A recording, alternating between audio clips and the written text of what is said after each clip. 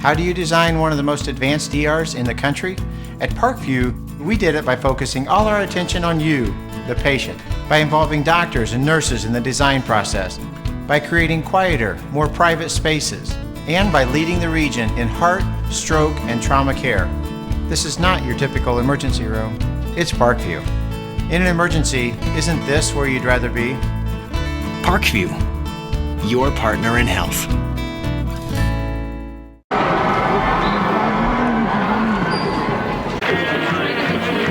Brought to you by Parkview Hospital Randalia, your resource for health. And by Fox Sports 1250, The Ticket. Also brought to you by Meyer, where you get higher standards and lower prices. By Momper Insulation, with over 40 years of quality, professional installation. By Walburn Financial Management, providing affordable solutions to bookkeeping and tax problems. By Midwest America Credit Union, altogether better. By Arrow Fence, Fort Wayne's oldest name in fencing. By Columbia Street West, downtown on the Landing, a Fort Wayne favorite for 25 years. Aaron Chiropractic, specializing in spinal health. By Stiefel, a firm of choice. Ruoff Home Mortgage, a great name to know when you need a mortgage. And with special promotional consideration by the Fort Wayne Journal-Gazette. Nobody delivers the goods each morning like the Journal-Gazette. Now, let's head to the stadium and join your play-by-play host, Joe Parson. It's a battle for the Northeast Hoosier Conference lead. Two teams undefeated in conference play. Hi, everybody. Along with Tom Freistroffer, I'm Joe Parson. Welcome into Charger Field, home of the Carroll Chargers. In one sense, this is a matchup of offense against defense. Carroll giving up only around 11 points a ball game, a league best, against East Noble, averaging over 36 points a game. That is number one and tops the NHC. The Knights scored a season-high 49 points at home last Friday night in a 35-point victory over DeKalb. Quarterback Bryce Wolf running for 2 touchdowns, throwing for another 2. But East Noble's defense also gets some recognition, too, for its physicality. We take a closer look at the East Noble Knights up front. They've got 295-pound nose man. His name is Sid Napier, and he's a senior. Comes in with 16 tackles and a sack. The defensive ends are very talented. On the left side is Keaton Osborne, who leads the NHC in sacks with 8. And Ben Deo leads him in tackles, one of the linebackers, with 35 coming in. So this is a very potent defensive team as well for East Noble. Carroll, meanwhile, comes back home after a pair of road victories, both by 3 points. But last week's triumph at New Haven was not decided until quarterback Aiden Smith hit tight end Connor Gemlick in overtime for a touchdown-winning score over the Bulldogs. Coach Cody Dinan has basically employed 2 quarterbacks alternating in series, and so far that tactic seems to be working out just fine. As we take a closer look at the 2 quarterbacks, they're both juniors. Cody Dinan is 37 of 75 through the air for 531 passing yards. It ranks him number 5 in the NHC, 6 touchdowns, but he has been intercepted 5 times. And as far as Aiden Smith, he is now 10 of 16 for the year with 130 yards and 2 sacks. It's an early season test for the NHC lead. Chargers Knights here tonight, and we'll return when check in with both coaches when our pregame presentation continues. Coach Luke Amstutz of East Noble joins us right after the break. This is IHSAA football on Fox Sports 1250, The Ticket. I am your typical mom. Christy Newhouse for the Parkview Heart Institute. You know, I'm entrenched in my kids' lives, and I eat a healthy diet, and I'm actually probably the last person you expect to have a major heart event like this happen. One day last year, Christy awoke to deep pain in her chest and jaw that later spread to her arm. I ended up going to Parkview's ER, and they told me I was having a massive heart attack. Teams from Parkview's ER and Heart Institute worked together to save Christy's life, treating the heart attack, restarting her heart after she suffered a cardiac arrest, inserting 2 stents, and equipping her with a wearable defibrillator that was developed in part from clinical research done right here at Parkview. Fantastic, fantastic care. To learn more about Parkview's life-saving cardiac care and research, go to parkview.com. Parkview Heart Institute. Not for profit, all for you. You've heard the saying, it's all about the Benjamins. Nothing could be more true at Tom Steele Tire, where it's all about saving you money. For over 35 years, this family-owned business has been saving Fort Wayne drivers lots of Benjamins. Offering quality tires and ASE-certified mechanical service for your car. And that includes an oil change and tire rotation special, all for just $24.95. 2 convenient locations in Fort Wayne to serve you. Tom Steele Tire, not just a tire store, but a complete automotive center. The market goes up, the market goes down. And if you're a typical investor, you may be playing games, trying to guess correctly when to buy, when to sell. That can be expensive and exhausting. Well, what if there was a local company with tons of investment experience to help you take some of the guesswork and worry out of investing? The name is Stifel, specializing in individual portfolio management. Stifel can help reduce the risk and worry of investing, building you a portfolio of quality, performing stocks and bonds. Give Stifel a call at 260-459-3989. And now, back to the stadium with Joe Parson and more IHSAA football on Fox Sports 1250, The Ticket. Welcome back, everybody, here before kickoff with head coach Luke Amstutz. Big win last week against DeKalb. You know, so many, I was amazed, Coach, that over that first week or two, pretty much all the NHC teams were undefeated, and now it's the shakeout process. You had a big win, 49 points a week ago. Everybody has talked about your propensity for finding good quarterbacks. You got another one in Bryce Wolf. Tell us about him and his attributes. When you're a senior and you've been through the battles, you have some experience. It makes a big difference, and he's been through a lot of big games and big conference games, big playoff games, and he stays calm and he makes plays, and he's doing a great job. Everybody talks about the physicality of East Noble football, and up front you got some big boys up front. Talk about who makes you go defensively. We on the defensive line, I think, is an area we're pretty strong, and Keaton Osborne and Sid Napier, and they do a great job just being aggressive and trying to disrupt the offense, and that's what we're going to have to do tonight against a team that is very, very good at running the ball. Yeah, you mentioned Osborne. I think he's leading the NHC with 8 sacks. That'll bring a smile to a coach's face. Talking about Carroll, this has been a great series. I was looking back over 30 years. I think it's 16-16, well before you and me were around. But talk about the matchup and some of the keys from an East Noble standpoint, things you've got to do to win. Well, unfortunately, when I was playing at Carroll, I helped get two or three of those victories against East Noble. But it is a great matchup. It's a great rivalry, and I'm sad to see it come to an end.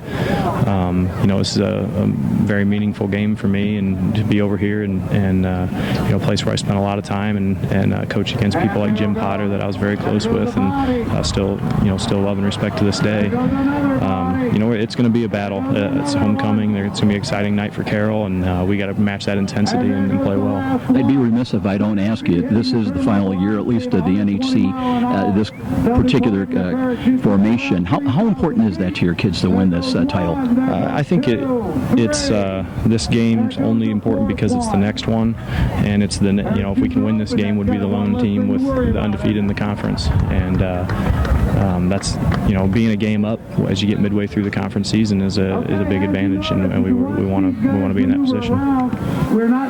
Head coach Luke Amstutz in his third year as head man of the East Noble Knights, a former Charger, as he mentioned, a player here at Carroll High School, brings a 3-1 Knights team into Charger Field. They are competing in Class 4A, and Associated Press has them ranked number 12 this week. The coaches poll has them number 11, of course, undefeated in NHC play at 2-0. A year ago, Knights were 9-3. They finished 5-2 in the NHC. They lost in the sectional championship game at Dwenger, 33-13. We'll take another timeout, a 2-minute timeout. We'll be back, and we'll tune in on thoughts from head coach Doug Dinan as he brings also an undefeated Carroll team into tonight's ball game. They are 4-0. This is IHSAA football on Fox Sports 1250, The Ticket.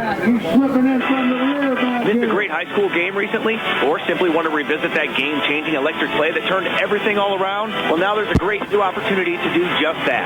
Catch all the exciting action of our live radio broadcast simply by visiting SummitCitySports.com after our game broadcast. Plus, many other high school sports highlights to choose from as well.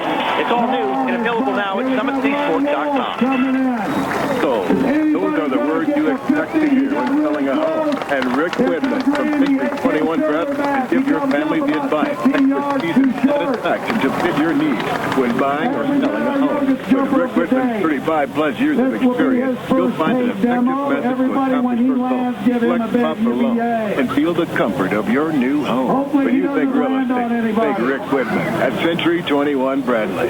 260-704-6565. 704-6565. Be sure to ask for Rick. Did you know the IRS tax code now consists of nearly 80,000 pages of rules and regulations? It's enough to make you cry. But now there's real affordable help right here in Fort Wayne. Walburn Financial Management, a firm that cuts right through the legally, working hard for you, providing external solutions to bookkeeping and tax problems.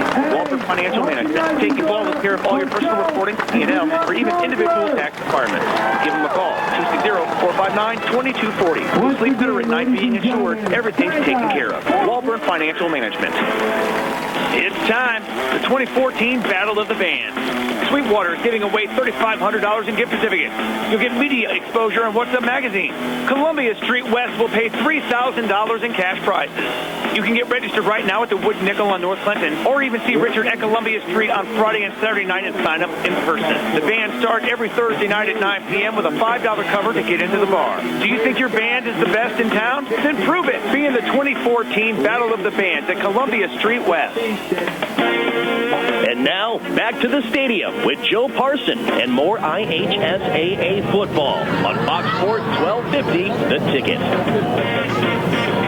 Well, they always say that a mark of a good team is the ability to find a way to win those close ball games, and Carroll certainly has done that the last couple of weeks, Coach. You went to overtime, in fact, this last week against New Haven. Take me back to that situation where they have the ball, Bulldogs get a field goal, you're down 3, knowing you need at least a 3 to tie, a touchdown to win. But what was it like on the bench and the spirit and the focus of trying to get the job done, get that win? Our focus in both of the games where we've been behind and had to come back to win has always been positive. That's what's tremendous about our kids. Their resolve, their continual support for each other, their focus on getting a job done has never wavered. And that was the same case, last Friday night against New Haven. In high school football, situations are going to happen. The turnover happens. They go down, kick a field goal.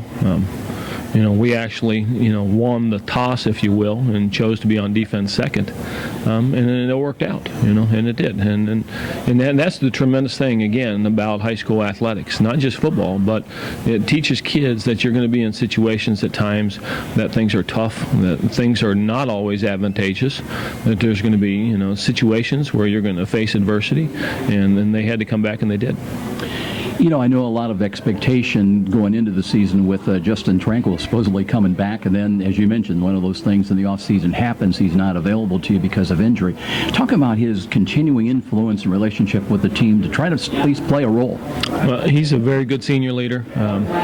All these guys look up to him because of his experience and what he has done in the past. I miss the fact that he doesn't get to play his senior year. Besides the fact that we would love to watch him run around a little bit, but he has been on the field, he has been on the practice field, coaching upper secondary and helping those guys in the secondary, and continue to be a positive support. Big matchup tonight, both teams 2-0, and everybody talks about East Noble, their ability to score points, but they also have a very physical defense. Let's go with the matchups and some of the keys from a Carroll standpoint to win. Defensively, they are very good. They're very physical up front, fly to the ball very well, well coached, disciplined. Offensively, they show multiple looks. Throw the ball, run the ball, have a lot of talent in their skill positions. Offensive line is well coached. For us to be successful, we've got to play good football. We've got to control the line of scrimmage. We've got to make a difference with special teams, and we got to win the turnover battle. Head coach Doug Dinan with his take on the matchup here tonight at Charger Field. Glad to get joined. It's beautiful weather for high school football. How about this 69 degrees just ahead of kickoff? Sunny skies, winds out of the southeast, 5 miles an hour. It's homecoming, big crowd in here. Stands packed both sides of the stadium. And we've had skydivers also making an appearance coming in just before kickoff here tonight. Doug Dinan, by the way, this is his 5th year as head man of the Chargers. Brings an undefeated 4-0 team team back home after 2 straight wins on the road.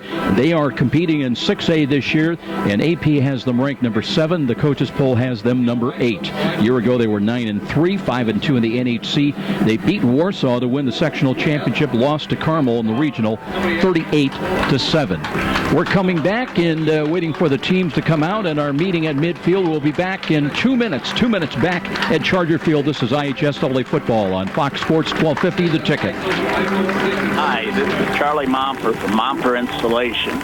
After last winter's brutal temperatures and record-breaking wind chills, it's not too early to start thinking about adding insulation to your attic, sidewalls, and crawl space. By adding additional insulation, you can cut your energy costs up to 30%. Call Momper Installation today at 432-7543. Momper, the #1 name in installation since 1956. Next time you're downtown and needing to feed your sweet tooth, you're just a few steps away from Rudy's, Fort Wayne's perfect location for stocking up on those famous to brands gourmet chocolates the Summit City is famous for. Rudy's is located just catty corner from the main entrance to Parkview Field. In fact, Rudy's is a great place to meet up with friends before an event at the ballpark. There's even outside patio seating, ideal for relaxing after work. With a wide assortment of adult beverages and aromas to choose from as well, Rudy's, distinctly different in downtown Fort Wayne. Frank the Buffalo here. With Fios Internet from Frontier, I can be on any device I want, in any room I want, and feel like I'm in the front row. Get the ultimate internet experience with 100% fiber optic. Call 1-888-FRONTIER today to get Fios Internet for $19.99 a month with qualifying phone service and enjoy a 2-year price guarantee, free Wi-Fi router, no contract, and no rate hikes. Front row seats without the crowd. Perfect. Limited time offer. Taxes, fees, and other restrictions apply. Subject to availability. Fios Marks owned by Verizon Trademark Services LLC and used under license. You're a super fan who will tailgate anywhere. The pros? Check. College? Check. Your 8-year-old's Pee-wee game? Big time. And to prepare for this ritual, you head to Meijer for freshly prepared food and licensed team apparel. Proudly display allegiance to your favorite team with our licensed short and long sleeve tees, hoodies, hats, and jerseys. Plus, load up on fresh meats, snacks, and drinks. So don't just tailgate. Tail greater at Meijer. Brought to you by Meijer. Meijer is proud to support IHSAA football.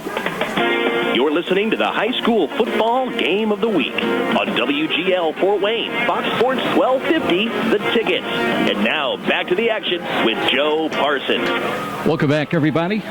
Along with Tom Freistrofer, I'm Joe Parson. We are at Charger Field. Our referee tonight is Scott Campbell. We're waiting for the co-captains to come out with the reenactment of our coin toss. We'll be having that momentarily coming up. Other games going on elsewhere tonight. Homestead hosting Belmont.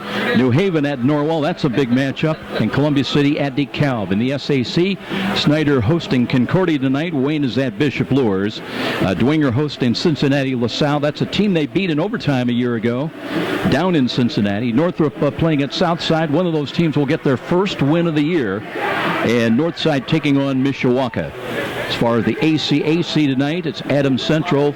They're at Heritage. Woodland hosting Bowman Academy. And wanted to let you know about next Friday night, our Football on Fox Friday Night Lights feature. And we will be at Concordia as the cadets will host Bishop Luers on Friday night, September the 26th, 7 o'clock kickoff with our pregame at 6:45. We're on the air now with that. We're on the air with that. That's not the phone? No. You're through this thing. Oh, okay. You can go through here. We're trying to do a little engineering as we work here.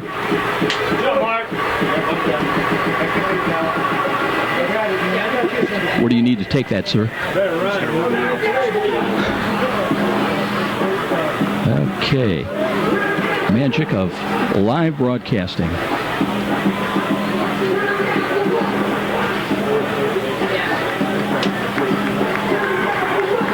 Hey, Grady, you come hold this through the window for me as I grab it up top.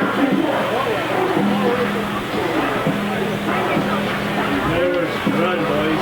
Run. I'll be up top in a second. Bear with us, folks. We're working through some of the technical issues.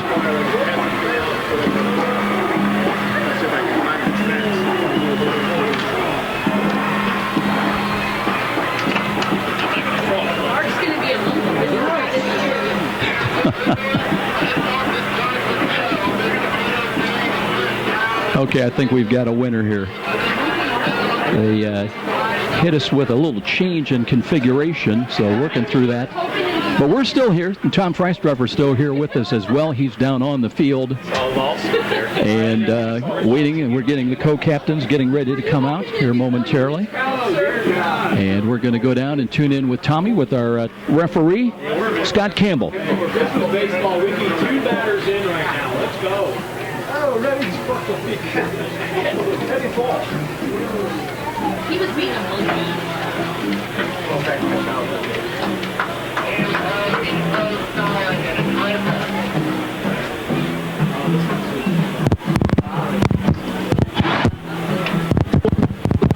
Receive. And again, IHSAA mandates that we have good football on the field, all right? I want to see good, hard football, but I want to see it clean. Let's go and have a good game, gentlemen. Take aim.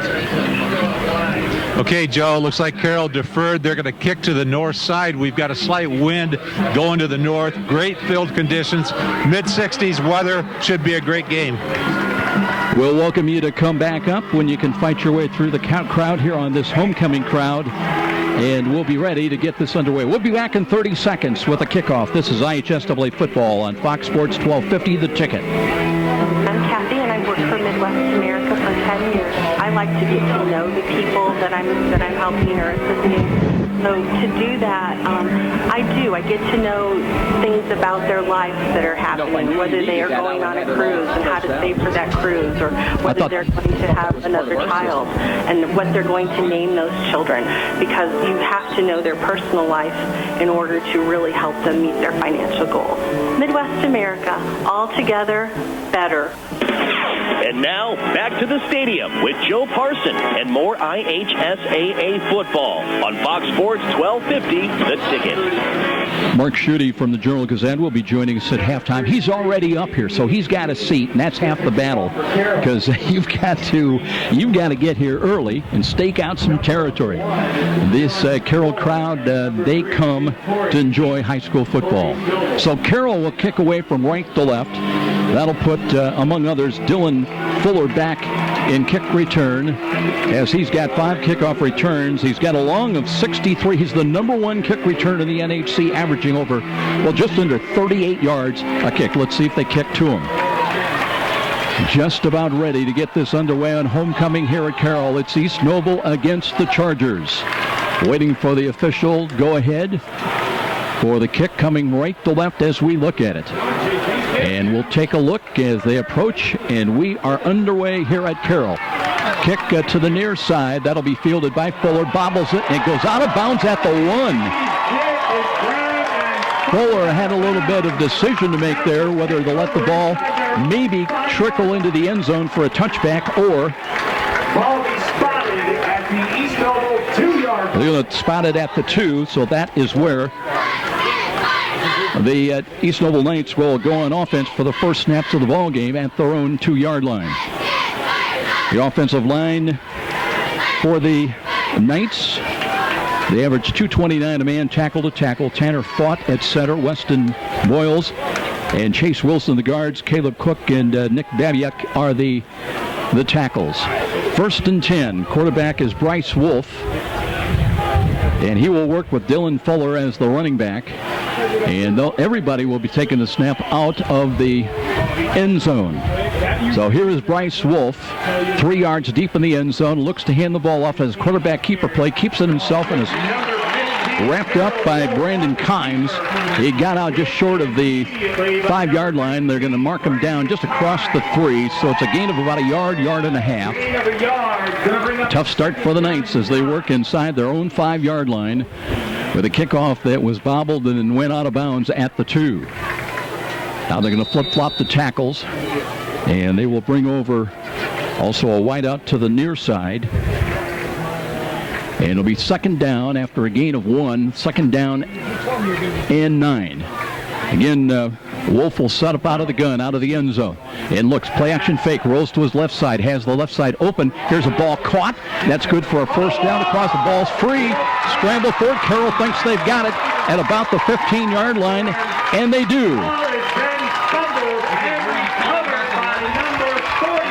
Luke Bruner. No, Seth Johnson's going to get credit for the fumble recovery.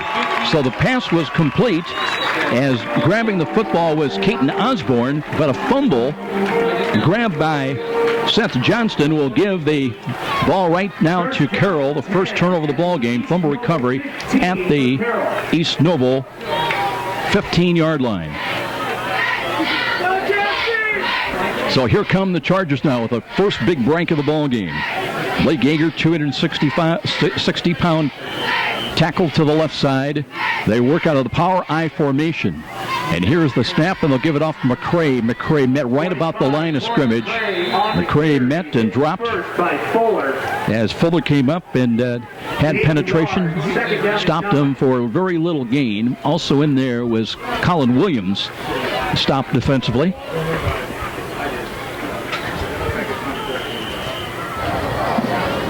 It'll be second down with the ball at the 13, a gain of 2. Option run to the left side, angled run to the left. 24, Alex Anzavino getting the call, comes in with 6 carries a week ago for 12 yards. Yardage is tough here in the red zone, as we'll bring up third down, and let's call it about 8. They got to get down to the 5-yard line. Looked like Matt Stromat on the outside there. Looks like he's playing an outside linebacker. Came through with a nice tackle there for East Noble. Charger will have it third down and long. McCray's the running back, line behind Cody Dinan. They set it up at the left side hash mark. Here's Dinan with the snap. Short drop. Looks, throws the fade to the corners. Got a man out there. The ball is handled for a moment and then dropped incomplete. That was intended for Hayden Newland. Newland, who has the team lead in ties for catches with 10, 121 yards, could not grab it. So with fourth down and 8 coming up, let's see if they're going to bring on J.P. Anzini or Eric Lauer. It looks like it'll be Anzini to attempt the field goal. This will be about a 30-yard field goal from the left side hash mark. Anzini trying to give Carroll the early 3-0 lead. Trying to put points on the board after the fumble recovery by Johnston. Right-footed kick is on the way, end over end. Does it have enough? It's on the way, and it is good. 30-yard field goal by Anzini gets Carroll in the early 3-0 lead. And we'll step out after a timeout. This is IHSAA football on Fox Sports, 1250 The Ticket. If you are one of the many Hoosiers suffering for years from neck and back pain, we have good news for you. Did you know there are now new non-surgical approaches to easing, reducing, and even eliminating pain in the neck, back, and spine? You are invited to Aaron Chiropractic, located on Fort Wayne's northeast side of College Park, just off Delhar Road, to discover a new approach, a new treatment plan for pain relief and pain management. The start to a pain-free lifestyle may be just a phone call away. What are you waiting for? Call Aaron Chiropractic. Did you get that? Their number is 260-492-8811. One call may mean the return to a life without pain. Aaron Chiropractic. And now, back to the stadium with Joe Parson and more IHSAA football on Fox Sports 1250, The Ticket. Back at Charger Field, Carroll has jumped on top at 3-0. They'll kick away again. Again, Fuller hoping for some redemption. Had trouble handling that opening kickoff. He's back deep once again. And joined as well by Jake Torrey, who's got one kickoff for 35 yards. And here we go. What a beautiful night, Tommy. Here's the kick near side, but this one goes out of bounds, so that will be a penalty, and East Noble will have very good field position now, as they started at the 2 the first time around, and much better situation this time. Well, we'll have to see what East Noble can do. Of course, it's a great night here, out here at Carroll High School. Always a great crowd, Joe. Tough getting in and out of here from down on the field, but we're finally back up there ready to go. It's homecoming. It's just going to be a great night. I just love to come out here because it's just such great football for high school football, watching the Carroll fans in East Noble. Tom, I thought that they would take the penalty and put the ball in play, but they want to see the kick again, so everybody moves up 5 yards, and they'll force Carroll to re-kick. So here we go again. Last one went out of bounds. Anzini waiting for the go-ahead. He'll kick it away. He's hit the 30-yard field goal to give Carroll the early 3-0 lead. Approaching the ball, looking maybe for Fuller near side. This one angling near side once again, and the whistle's blue, and were they offside? Penalty flag. Looks like Carroll was offside on that again. Yeah. 2 9-3 teams here, Joe, coming in. Should be a great ball game. So looking at some of the penalties, Carroll had 13 last week at New Haven for 105 yards, but they won the ball game in overtime. So now they're looking at another walk-off back to the 30-yard line. As we get going here, we're going to look at Tanner Fought at center for East Noble. Weston Boyles at a guard, along with Chase Wilson. Nick Babyak at one tackle. Caleb Cook. Colin Williams out at wide receiver, along with Jake Torrey. So they're going to be the people up front blocking for the East Noble Knights. Anzini trying to keep it in play and also trying to keep it away from some talented kick returners. Fuller takes a look. He's got it at the 18. Looks straight ahead, 25-30, hit and wrapped up. And across the 30 to about the 33-yard line, but very good field position in relative terms compared to the way they started the ball game at their own 2, but now they've got it across their 30-yard line, first down and 10. Nice game tackling by Carroll. They've got great defenses out here at Carroll High School. Doug Dinan, I think he takes pride in his defenses. That was led by Nick Parker, outside linebacker, on that last tackle. Bryce Wolf at quarterback.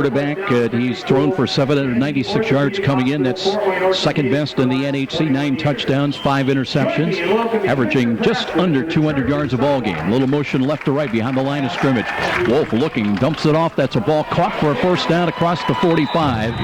And holding on was Nate Ogle. Ogle, the fullback, has not run the ball this year, Tom, but that's his 12th catch of the year for over 100 yards now. Great touchdowns. Great catch and great tackle by Eric Dutton, the safety for the Carroll Chargers. So improving field position now for East Noble up at their own 45-yard line. They set up in an I formation to the right side, and here is the belly steers. They'll give it to Fuller, and he's wrapped up and dropped. He'll do well to get back to the line of scrimmage. Let's see who got there. Eric Dutton might have come up from the safety position and got into the backfield for that key stop. It's, in fact, going to be no gain, loss of about a yard. Great defenses we've seen out here at Carroll. Dutton coming up at safety. You've got Tyler Lengerick at right end, and you've got Seth Johnson at the left defensive end. Torrey and Williams are the wideouts to the near side for the Knights. They've got second down. Let's call it 10. Wolf might be changing the play at the line of scrimmage. Now he's going to flip-flop Dylan Fuller and offset him to the right. They've got a player up on the wing as well. Here is Wolf looking, throws in the slots, got a catch, and it's Fuller who makes the catch. He's up the midfield. That will be good for about 5 yards. It'll bring up third down and 5 coming up for the Knights. Carroll comes out in a 4-man defensive line with 4 linebackers. Of course, we've talked about Eric Dutton at safety, Blake Shoemaker at a corner, along with Jake Givens at the other corner. Third down and 5. They've got to get just inside the Carroll 45-yard line. Spend the clock shows 8:55 remaining in the opening quarter. 3-0 in the early going in favor of the Chargers. Wolf checking that Carroll defense. Blitz is coming defensive right side. Throw to the near side as a catch for the first down, and much more as that's Williams tiptoes down the right sidelines into Carroll territory down to around the 40. Bryce Wolf, a senior.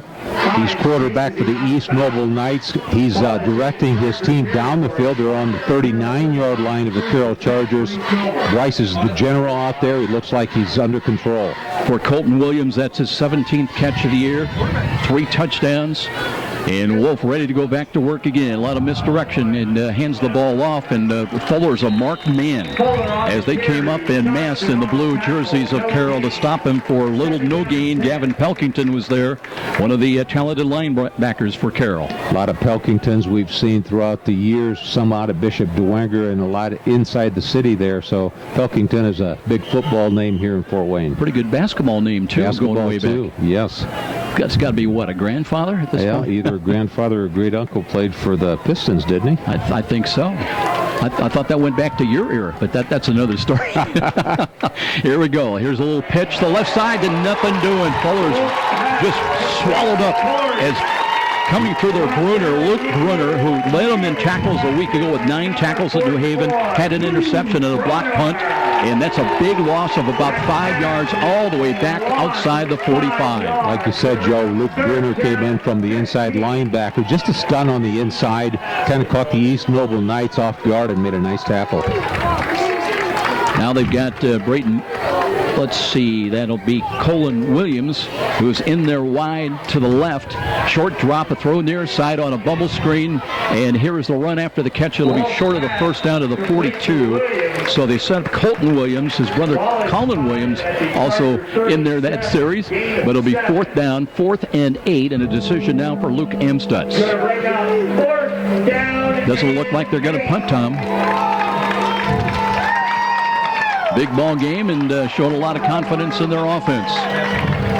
They come in averaging right around, scoring-wise, 36.5 points a ball game. And here is Wolf, throws to the outside. He's got a catch, and it's close to a first down. Let's see how they're going to rule it. Right in the spot around the 30, maybe the 29-yard line, depending on the spot.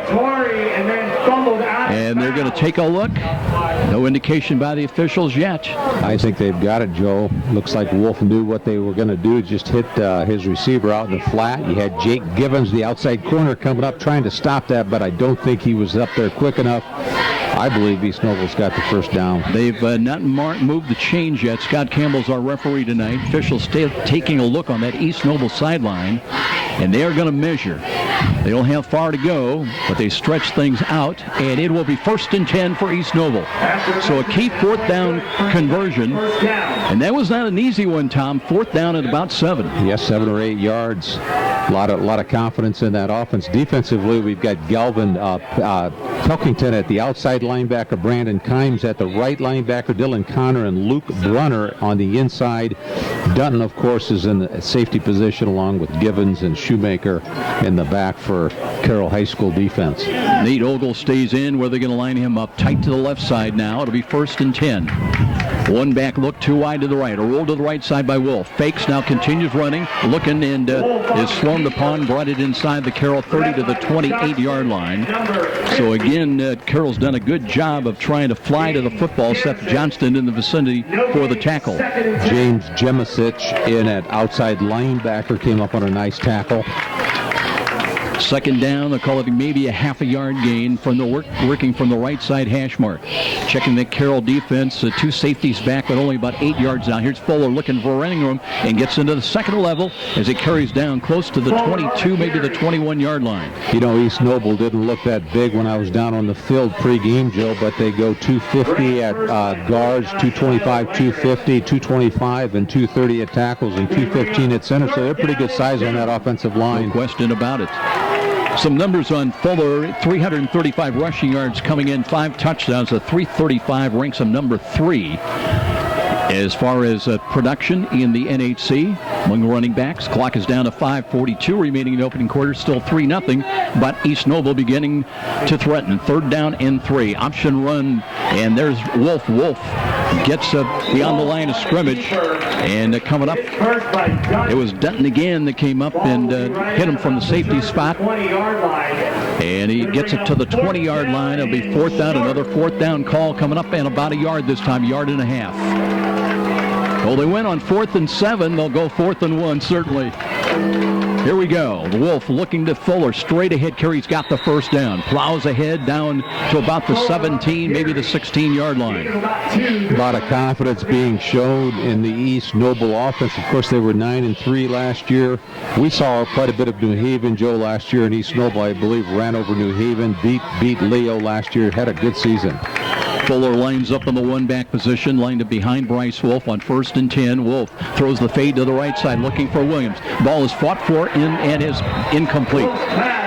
Good defense to the inside. Jack Givens had the coverage, and Williams could not outreach him for it.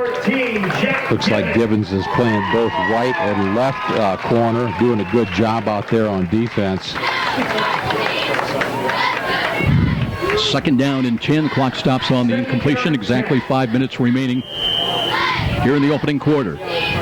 This time it'll be Fuller. He's flanked to the left side of Wolf out of the gun.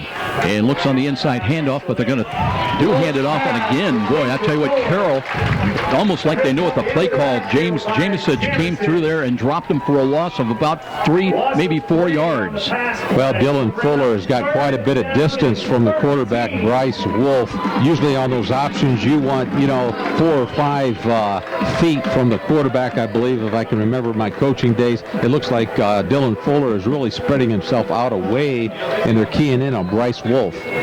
Blake Schumacher at one corner along with Jack Gibbons for Carroll. Now here the pass coming up over the middle. They've got a man knocked away.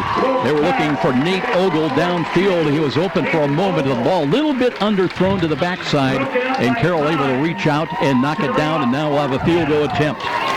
Wolf was lucky there wasn't an interception on that. The quarterback for East Noble should have thrown it over his shoulders, kind of threw it right at him. There was a defender. Could have been an interception. 21, Jared Teeters set for the field goal. Teeters getting ready to attempt the 37-yard field goal, trying to tie the game up.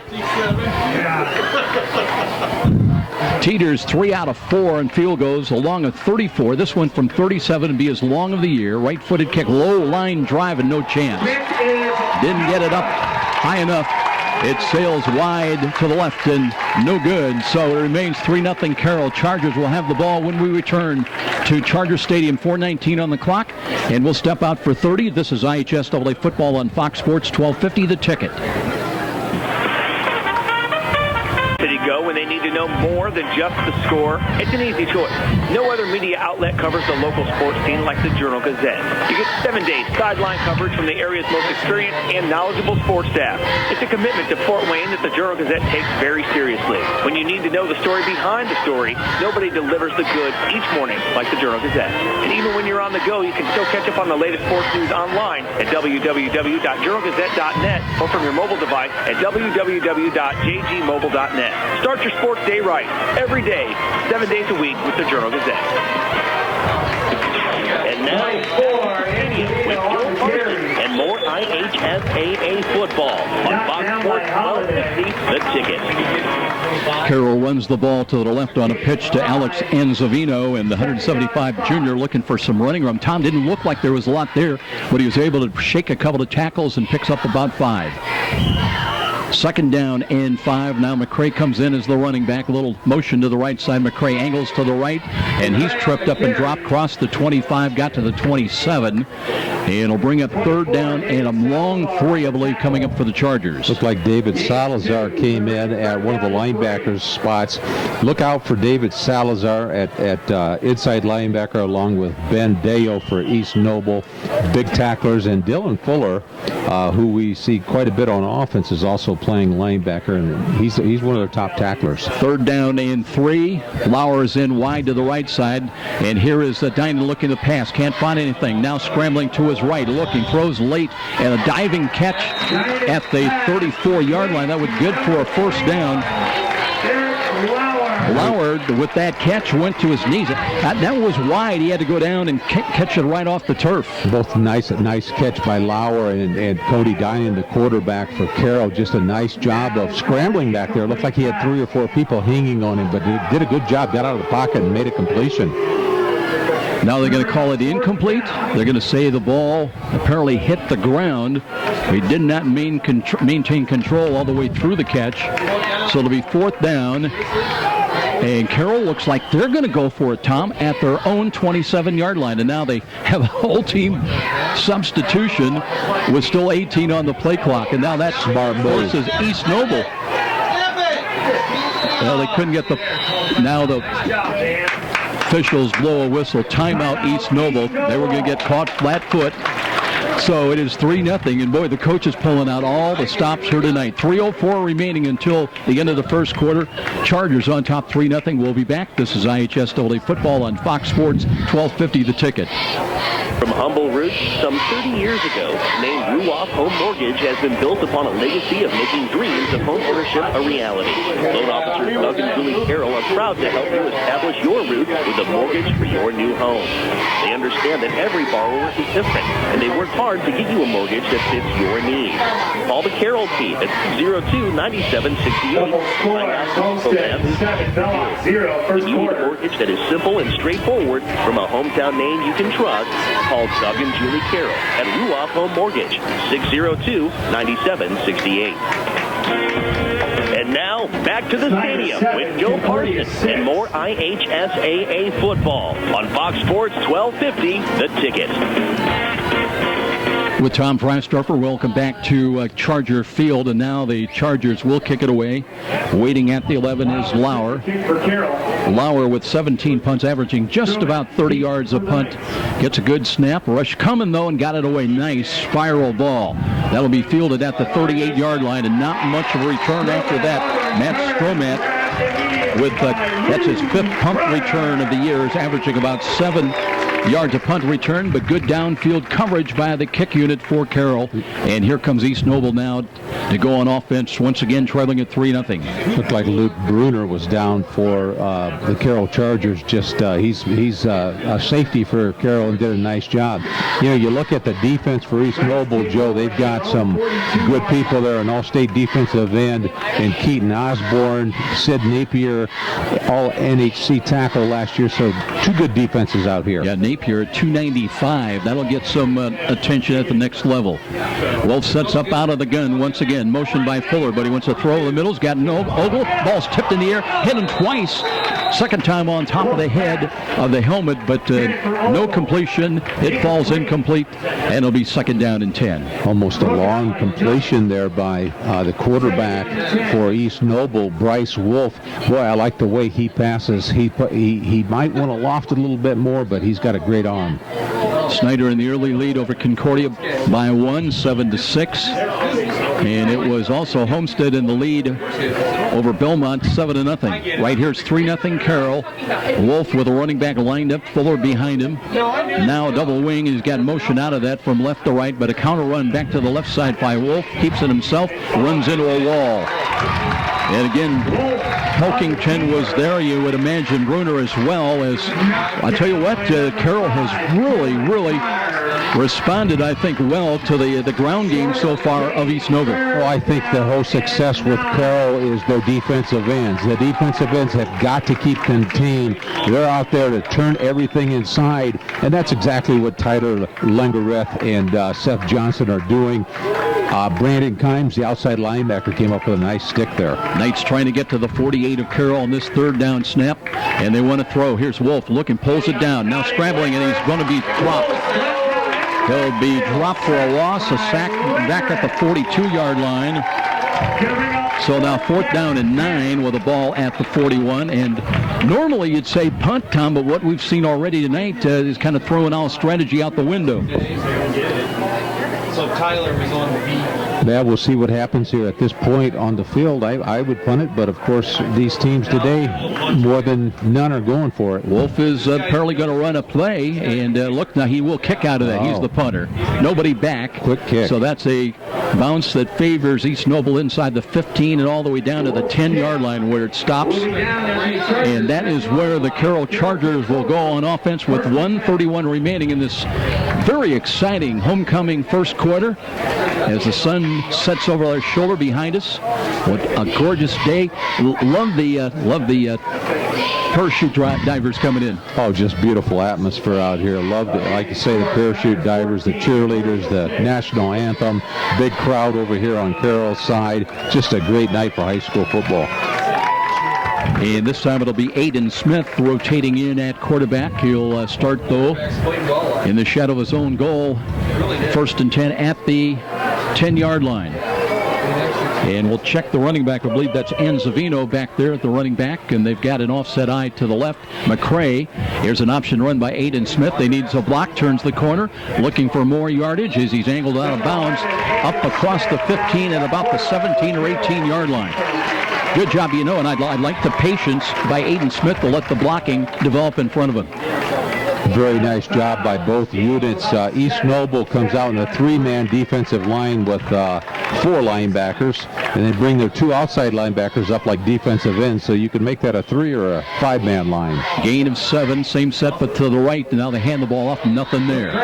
McCray on the carry, and he's stoned right away. Shooting through there. Well, they got a couple of players through there. Keaton Osborne was one of them. It'll be 3rd down and maybe a loss of a yard. Let's call it 3rd down and 4. When you got a guy like Sid Napier, who's the nose tackle for East Noble, that goes 295, you've actually got an extra player on the field. It takes two or three Carroll offensive linemen to consume him, and that leaves the linebackers open. So, with a guy that big on the inside, you've got a lot of extra power there for East Noble. Tommy, look at him down there at the nose. He does fill out a uniform at 295. Here we go. 3rd down and 4. Roll to the left side. Aiden Smith takes a look, sets his feet. He's got a catch for a 1st down at the 25. And a little curl play after the run. That was Eric Lauer with a run, the yards after the catch, all the way up close to the 30-yard line. Nice catch by Lauer, but Austin Holliday, the corner over here, he's given too much cushion on that. I mean, Lauer was wide open, and after he made the catch, I think Holliday was still about 5 or 6 yards off of him. They've got to tighten up a little bit, or Carroll, with the arm of Cody Dinan, they're going to hit those flats all night. 13 seconds on the clock. This should be our final play of the first quarter if we get that.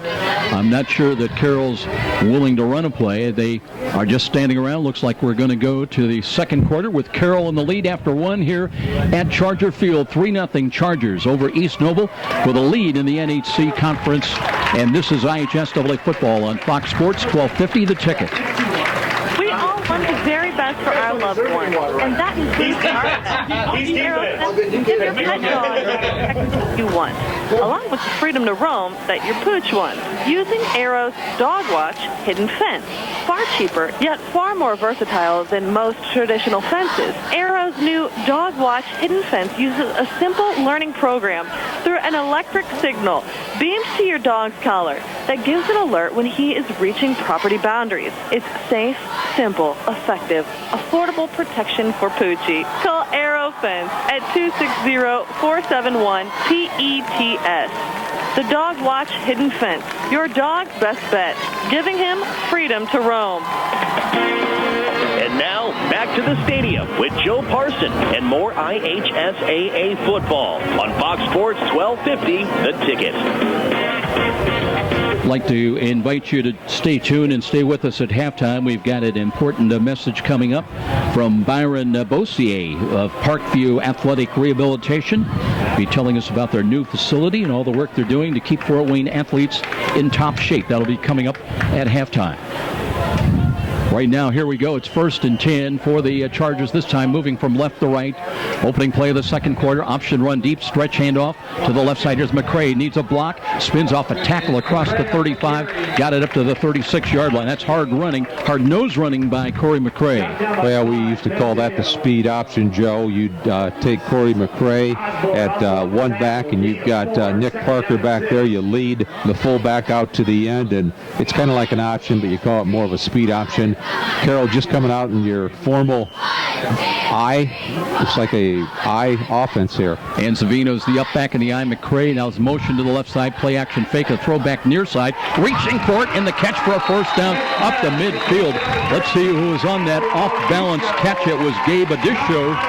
And boy, I tell you what, pretty good. He had to battle that one. He had to battle himself. Nice offensive play. Dylan Jordan, who's the inside safety, came up on a nice open field tackle for the East Noble Knights. A little change, and Zavino actually came over to the near sidelines to get a little bit of late instructions. Now it's going to be Aiden Smith under center, and Zavino in motion right to left. Deep handoff, and they'll run it on an angle play to the left, and that's McCray. Got to midfield and a yard deep now into East Noble territory before being pushed back. Once again trying to double team Big Sid Napier, the nose tackle for East Noble, just going nowhere against East Noble in the middle. Only 3 defensive linemen. You might as well have 4 with Napier in there at 295. Looking at East Noble, Tom, giving up less than 100 yards a game on the ground this year. That ranks them second best in the NHC, and you can see why. Second down and long. Smith under center. Looking, short drop. Looks near side. Throws the fade. Got a man downfield on the fingertips, and then too long for Eric Lauer. Had it for a moment, but the coverage was right there, step for step by East Noble. Well, Lauer's all over the field. Of course, you've got Josh Glass back there trying to get the number of the defensive, either that or Austin Holliday had him deep. I think that's Holliday out there. Did a nice job staying on him. Yeah, Holliday back there. 19 tackles coming in, 1 for loss. 3 interceptions, got the team lead, tied in that department. Now it's third down and long. They're going to get to the 41. Straight drop. Here's Smith, looks near side. He's got the bobble ball and had one too high and falling down, incomplete. Lauer just could not gather enough of his pins at 5'11", so it'll be fourth down coming up in 8. And we'll see if they're going to kick the ball away with Lauer. Nice mixture of running and passing by Doug Dinan. That's why these coaches are successful. They don't just come out and throw the ball over the field. They've got a nice balance of running and throwing the football. Doug Dinan coming inside, outside, and passing the football. There we go. All 11 men. They switch on the fly, and it will be Lauer to punt from back at his own 36. East Noble is ready for that one. Rush is coming up to kick away. Did they hit him? The penalty flag is thrown. Good. First down, Carroll. Roughing the punter. Didn't see who got in there, but it will be major penalty. Penalty is a personal foul. And it will be Carroll keeping control of the football. It was 4th and 8. Have to be very careful as a defensive man coming in on a punter not to run in and hit the punter's legs. You want to teach your athletes. We used to have a drill for that. We would actually put a pad in front of the punter and just have our defensive people just take a dive, but dive in front where the football is. Penalty will take the ball down to the 34-yard line, so Carroll with a big break. Remember, they recovered a fumble to start the ball game early on, and it led to a 37-yard field goal. I should say a 30-yard field goal by Anzini to give him what is now a 3-0 lead with 10:30 remaining in the first half. Ball's bobbled for a moment, and McCray picks it up and runs for what he can get and carries it down to about the 31-yard line of the Knights. Connor Burgess has got the honors of snapping to Cody Dinan, the quarterback for Carroll, but I don't think Cody Dinan saw that ball. You had Connor Burgess just hiking that football, and I don't think that the quarterback saw that. Yeah, they've got Aiden Smith in there now, and they're going to bring a tight end now to the left side. So here we go on second down and 8. Here's a quarterback keeper play to the weak side to the right, but not much there. Strung out very nicely. East Noble stayed at home, especially Austin Holliday came up. You can tell both these teams are well coached. You know, you have all that razzle-dazzle and faking and that, and teams now defensively, they're caught to stay at home.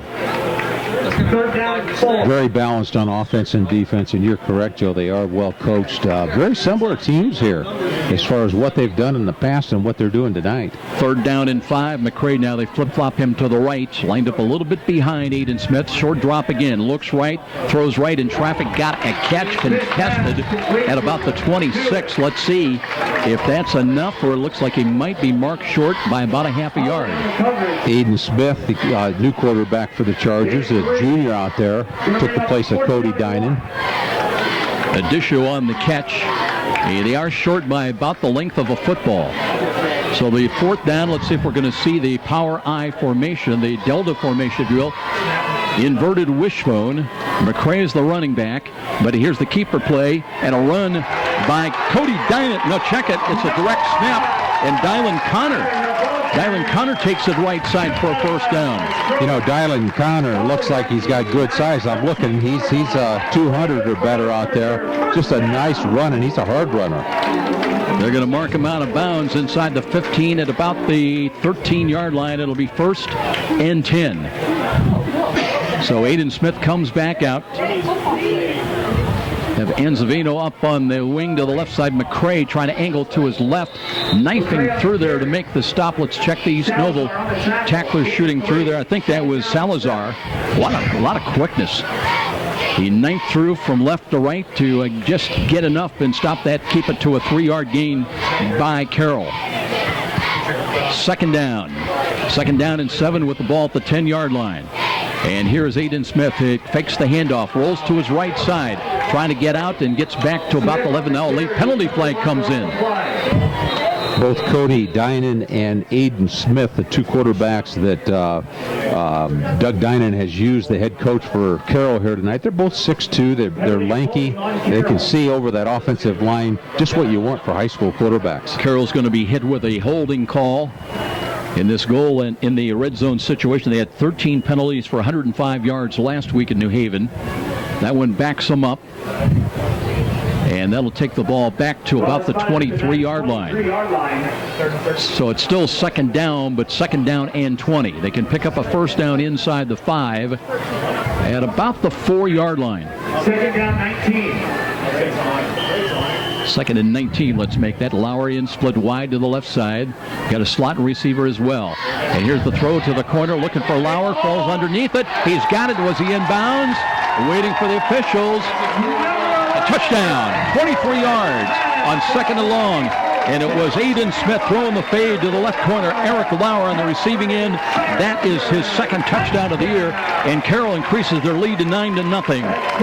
Well, Lauer is just all over the field tonight. It looked like Colin Williams was over at the corner for East Noble that just got beat there by a few inches, and that's usually what happens when you have a touchdown. But that Lauer has got good hands, and he's all over the field. And that perfectly thrown ball just allowed Lauer to run underneath it just before he got out of bounds, got a foot inbounds. Right-footed kick has got end-over-end action, and it's good. 10-0 Carroll in the early lead with 8:30 remaining in the first half. We'll be back to Charger Field here on homecoming. This is IHSAA football on Fox Sports 1250, The Ticket. You've heard the saying, it's all about the Benjamin. Nothing could be more true at Tom's Field Tires. It's all about saving you money. For over 35 years, this family-owned business has been saving four-way drivers lots of Benjamin. Offering quality tires and ASC-certified mechanical service for your car. And that includes an oil change and tire rotation special, all for just $24.95. Two convenient locations in Fort Wayne to serve you. Tom's Field Tire, not just a tire store, but a complete automotive center. And now, back to the stadium with Joe Parson and more IHSAA football on Fox Sports 1250, The Ticket. Well, it doesn't get any easier as Carroll goes on the road after tonight. They're in Decatur next Friday night to face the Belmont Braves. As far as the Knights, they return home. They've got Norwell next Friday night. And there just aren't any gimmies anymore in the NEC, are there, Tom? Tough conference all the way around. You know, Carroll didn't lose anything by taking Cody Dinan out and putting Adam Smith in there, or Aiden Smith. Both good quarterbacks. Great choice.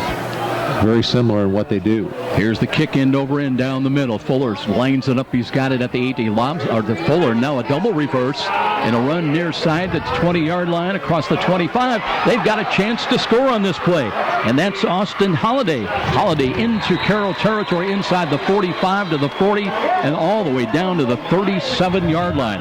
Wow, you talk about razzle-dazzle, double reverse on the kickoff. Yeah, you don't see that too often, but you're taking a chance when you're exchanging the football back there.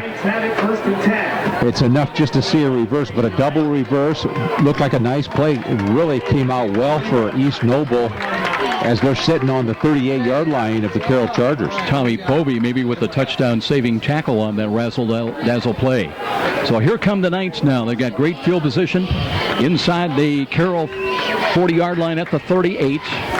And they're offset to the right side. A handoff, Fuller. No, it's a keeper play to Bryce Wolf. Wolf running that read option, Tom, and waits where he sees the defense and fakes the handoff to Fuller. Angles to his left inside the 35 to about the 34.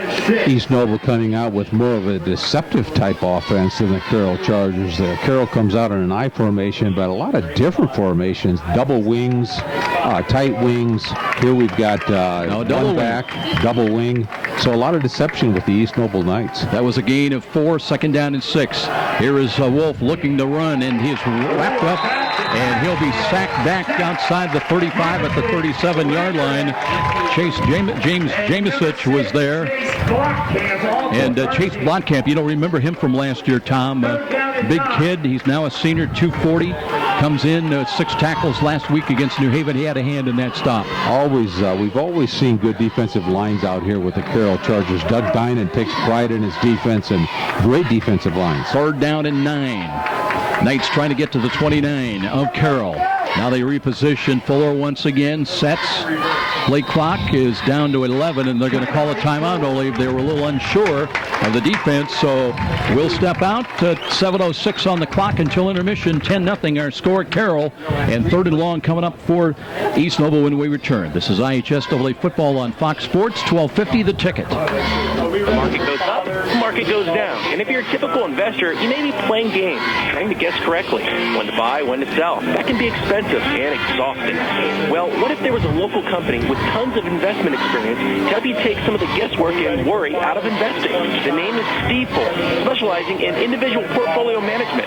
Stifel can help reduce the risk and worry of investing, building you a portfolio of quality, performing stocks and bonds. Give Stifel a call at 360-459-3989. And now, back to the stadium with Joe Parson and more IHSAA football on Fox Sports 1250, The Ticket. I want to remind everybody can catch a video replay beginning tonight at 11 p.m. at SummitCitySports.com of our game. Also, other highlights going on. Right now, 3rd down and 9. Short drop. Wolf screens the ball. Left side's got some running room. And inside the 30-yard line to the 29. That is very close to the 1st down. Well, East Noble definitely with the record they had, 9-3 coming in here. They're not going to lay down. They could easily score here, Joe. We've got 6:46 left in the 2nd quarter.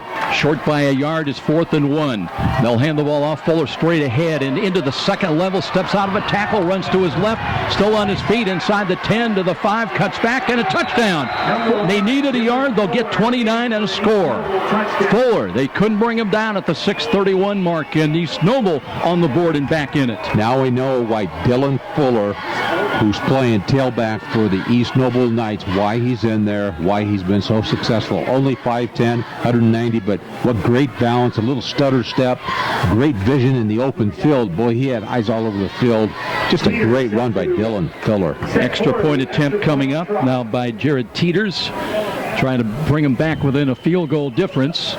Waiting for the snap. Wolf is the holder. Got a good snap, good hold. Kick is long enough, on the way, and good. 10-7 with a timeout here at Carroll High School.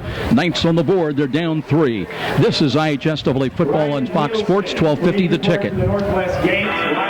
This is a great high school game recently, or simply want to revisit that game-changing electric play that turned everything all around? Well, now there's a great new opportunity to do just that. Catch all the exciting action of our live radio broadcast simply by visiting SummitCitySports.com after our game broadcast. Plus, many other high school sports highlights to choose from as well. It's all new and available now at SummitCitySports.com. And now, back to the stadium with Joe Parson and more IHSAA football on Fox Sports 1250, The Ticket. Well, tonight's homecoming for Carroll next Friday night will be at Concordia.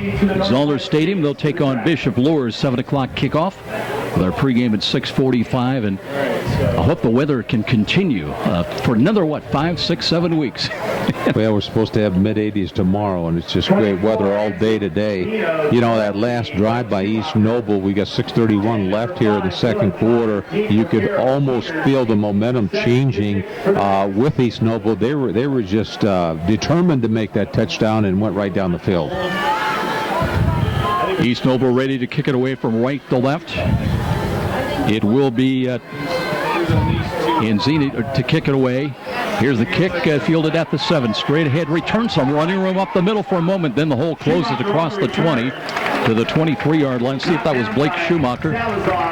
Schumacher on the return, so 1st and 10, and here comes the Carroll offense back on the field. Nice open tackle by David Salazar. He's the inside linebacker for East Noble. Nice tackle in the open field for Salazar. Salazar coming in, one of their top tacklers. All their linebackers, Dylan Fuller, Ben Deo, and Salazar, all big on tackles. They all have anywhere from 11 to 20 tackles per person. Chargers 1st down at their own 25 is where they spot the ball. Scott Campbell, our referee. And here we go. Looks like it'll be Dinan back in there at quarterback, and Zavinino in some motion, as here's Corey McCray, but he's chopped down trying to turn the corner on the left side, and he's going to lose some yardage back around the 22, maybe the 21-yard line. We can't forget that we've got Keaton Osborne. He's the defensive tackle for East Noble. He's an all-state tackle. You know, when you look at Dylan Fuller, who plays both ways, you usually don't see running backs that are outside linebackers. It tells you a little bit about the character and the toughness of that Fuller. Here we go, second down and long, a roll to the right side, and here is Dinan looking, and sack drop back inside the 15 at the 14-yard line.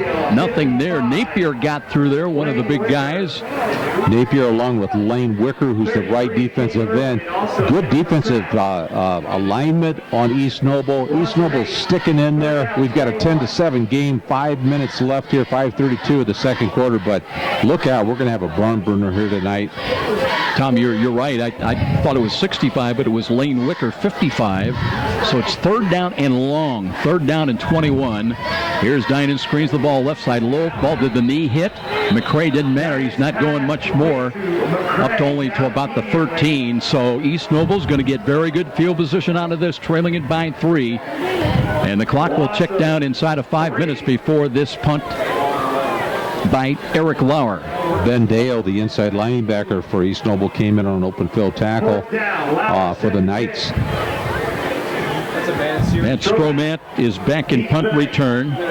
He waits at the 45-yard line. 2 yards deep is Lauer. Got the snap. Rush is coming. Got it away.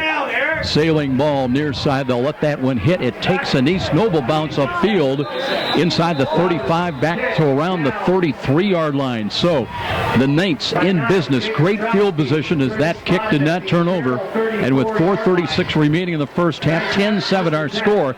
But East Noble in business. East Noble having Carroll pinned down in their own end zone. Carroll has to punt out of the end zone. And like you said, Joe, the field position for East Noble is fantastic. You've got East Noble on the 34-yard line of the Carroll Chargers. Colin Williams comes up. He's split wide to the left side. It'll be 1st and 10 for Bryce Wolf. Now he's got motion back left to right, and they'll run the ball. And here is the handoff, a little counter run from left to right, and that'll be a gain maybe for a couple of yards, 2-3 yards. And they'll spot him down to about the 30, inside the 32-yard line. Looked like a new back was in. It looked like Nolan Weibel took the handoff on that last play. Second down, let's call it 7. Motion this time by Williams, left to right. Option counter run to the left and nothing doing. That time a loss as Wolf is brought down. Nice play by the defensive end. I love to see those defensive ends come in and make those plays. Tyler Lengerick, the right defensive end for Carroll, picking up that quarterback. Just a beautiful play. Schumacher on the right corner. They're going to come up. I thought it was going to be press coverage. Now they drop off some. But 10 men within about 8 yards of the line of scrimmage as Wolf out of the gun. Throws to the right. He's got a wide open catch for a first down. And they'll mark that ball down to about the 26-yard line, maybe the 25, waiting for the indication. And they're going to be short of the first down now, where they've spotted just outside the 20, outside the 25, Tom. Well, just like Lauer on offense for the Chargers, you've got Colton Williams out there that's all over the field. Great hands, giving those defensive backs for the Carroll Chargers a lot of work out there tonight. Chargers looking to get penetration on this handoff, and there's they got exactly that. Wow, what a hit out of nowhere. Dylan Connor, that inside linebacker. He was right there for the handoff almost, and that was with authority. The loss and the fourth down stopped by Carroll, and they'll take over the football. 3:06 on the clock. Their lead is 10-7. You want to see that out of a linebacker. You want to see it out of a defensive end or a defensive tackle. Shoot the gap, get inside, and be right there when the quarterback is handing the football off to the running back. Why not hand it off to the defensive tackle or the linebacker? What a play by the defensive linebacker for Carroll, Dylan Connor. Tom, you could almost feel the concussion of that hit up here. That's the way you used to hit people. Well, I love to do. I'd love to be in the backfield and get the football when the quarterback's handing it off. Here we come now in that Delta formation, the reverse wishbone, if you will. Corey McCray is the running back, but Scott Campbell, a referee, is holding the clock up for a moment. Penalty marker on the play. There's a penalty apparently at the line of scrimmage. And let's see, that is going to be a legal substitution against Carroll. That'll cost them 5. So that'll move the ball back to the 24-yard line. Now, Chargers, Tom, right in the euphoria of that big hit by Connor, but trying to get going again offensively. As you talked about earlier, it looked like momentum had swung East Noble's way. They got a touchdown and trailed by 3. Option run to the right side, and not much there. They get back to the line of 3. That was Dylan Connor, made the stick also in the direct snap, and now there's going to be a penalty flag. Something was said back there. Was it taunting, or let's see what Scott Campbell is going to tell us about. Personal foul against East Noble. Got Corey McCray and Nick Parker at the backs out there, Joe, for Carroll. But, you know, and I'm sure you mentioned it pregame. I didn't get a chance to hear you. But we've got Justin Tranquil, who's out with an injury, their top running back, brother of Drew Tranquil. I must say, I'm very surprised to say that Drew Tranquil is starting at linebacker for Notre Dame as a freshman. He was an outstanding linebacker, running back for the Chargers last year. We'll continue on, but now it's 1st down and 4. And the ball at a run to the right side. And once again, they run that same play with a direct snap to Connor. And Connor Angle's near side. Had to get up to about the 39. Looks like he'll be short of it. But, you know, talking about Justin Tranquil, I asked Doug Dinan on that pregame interview, and he said, you know, the thing about he's a senior, yeah, they'd love to see him running around, but he stayed very much involved with the team, helping with the plays, talking to the players. And, you know, you like to see that. You know, he's got to feel bad about he's missing his senior year. There's no question about it. Great athletes, the Tranquil brothers. 2nd down and short, and maybe close enough for a measurement, so the official's going to come out. Reminder here at halftime, Brian Bossier from Parkview Athletic Rehabilitation will join us. I don't know if you've been over there, Tom, the ice arena there off of Wells Street. I have not. Marvelous complex. Had a chance to tour it during the week. Mm-hmm. But you would have given anything in your day to have facilities and you better believe keep you healthy. You know, quick rehabs. We got a little time here. You talk about Justin Tranquil. There's another athlete from Bishop Lures, Jalen Smith, the outstanding outside linebacker for Notre Dame. It's nice to see 2 linebackers that are from the Fort Wayne area that we've actually announced and we've seen as they've grown and starting at linebackers for Notre Dame. I was going to say, Tom, not just on the team, but impact players. Oh, great players. 2nd down and short. A lot of teams will try to put the ball in the air. 2 safeties back for East Noble. Here's the run again, and Connor's got it on the direct snap. He battles for the 1st down up the midfield. That kid has got great tenacity. Just stayed after it. Dragging would-be tacklers with him all the way up the midfield. You've got to like Dylan Connor. Boy, he is not that. He's only 200 pounds, but he looks like he's running like a bowling ball out there. He looks like he's about 240. He just runs. He's just doing a great job running up the middle, going off tackle, and giving the East Noble Knights a big headache. 10-7 our score if you're just joining us. First 10 points of the ball game put on the board by the Chargers, and then a touchdown run by Dylan Fuller for East Noble. Here's that Dola formation, and again the direct handoff, and Connor this time bounces off a tackle, got a yard to the 49, a little pushing and shoving after the whistle, but the officials say okay, let's curtail that. It'll be gain of 1.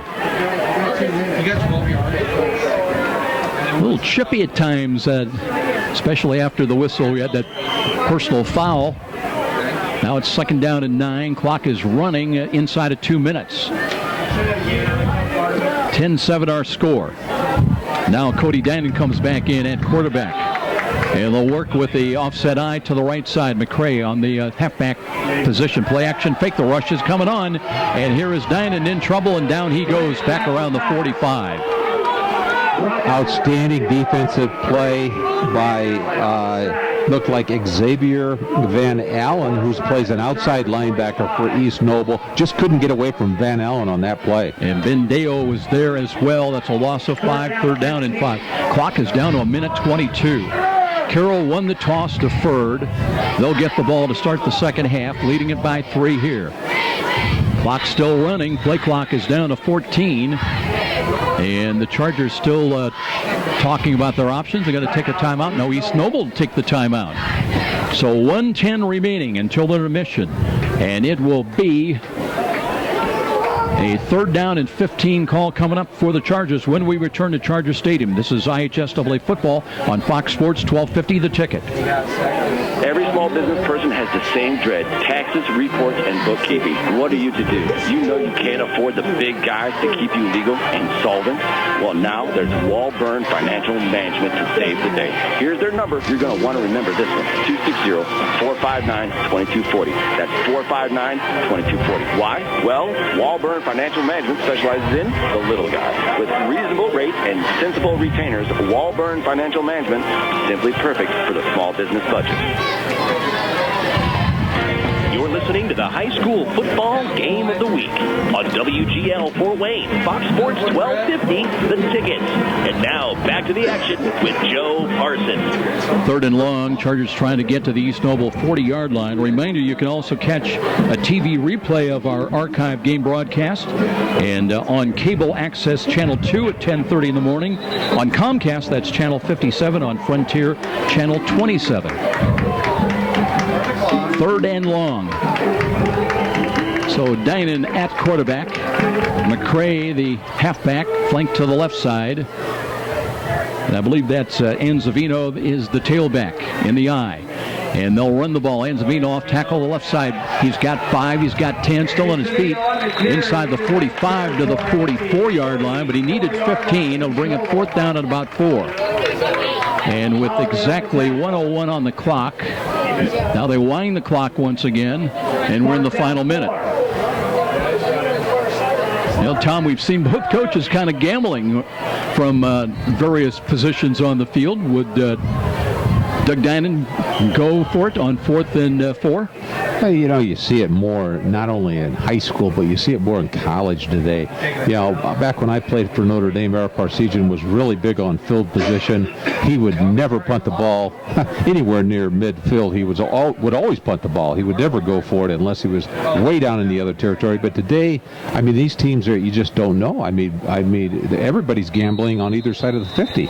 Carroll is running the play clock down to 1. Then they call a timeout. 19.7 seconds remaining until intermission, and we'll be back with more of our coverage coming up. And still time on the clock. This is IHSAA football on Fox Sports 1250 The Ticket. Stay in your seats for all the action. Those are the words you expect to hear when selling a home. And Rick Whitman from Century 21 Bradley can give your family the advice, expertise, and satisfaction to fit your needs when buying or selling a home.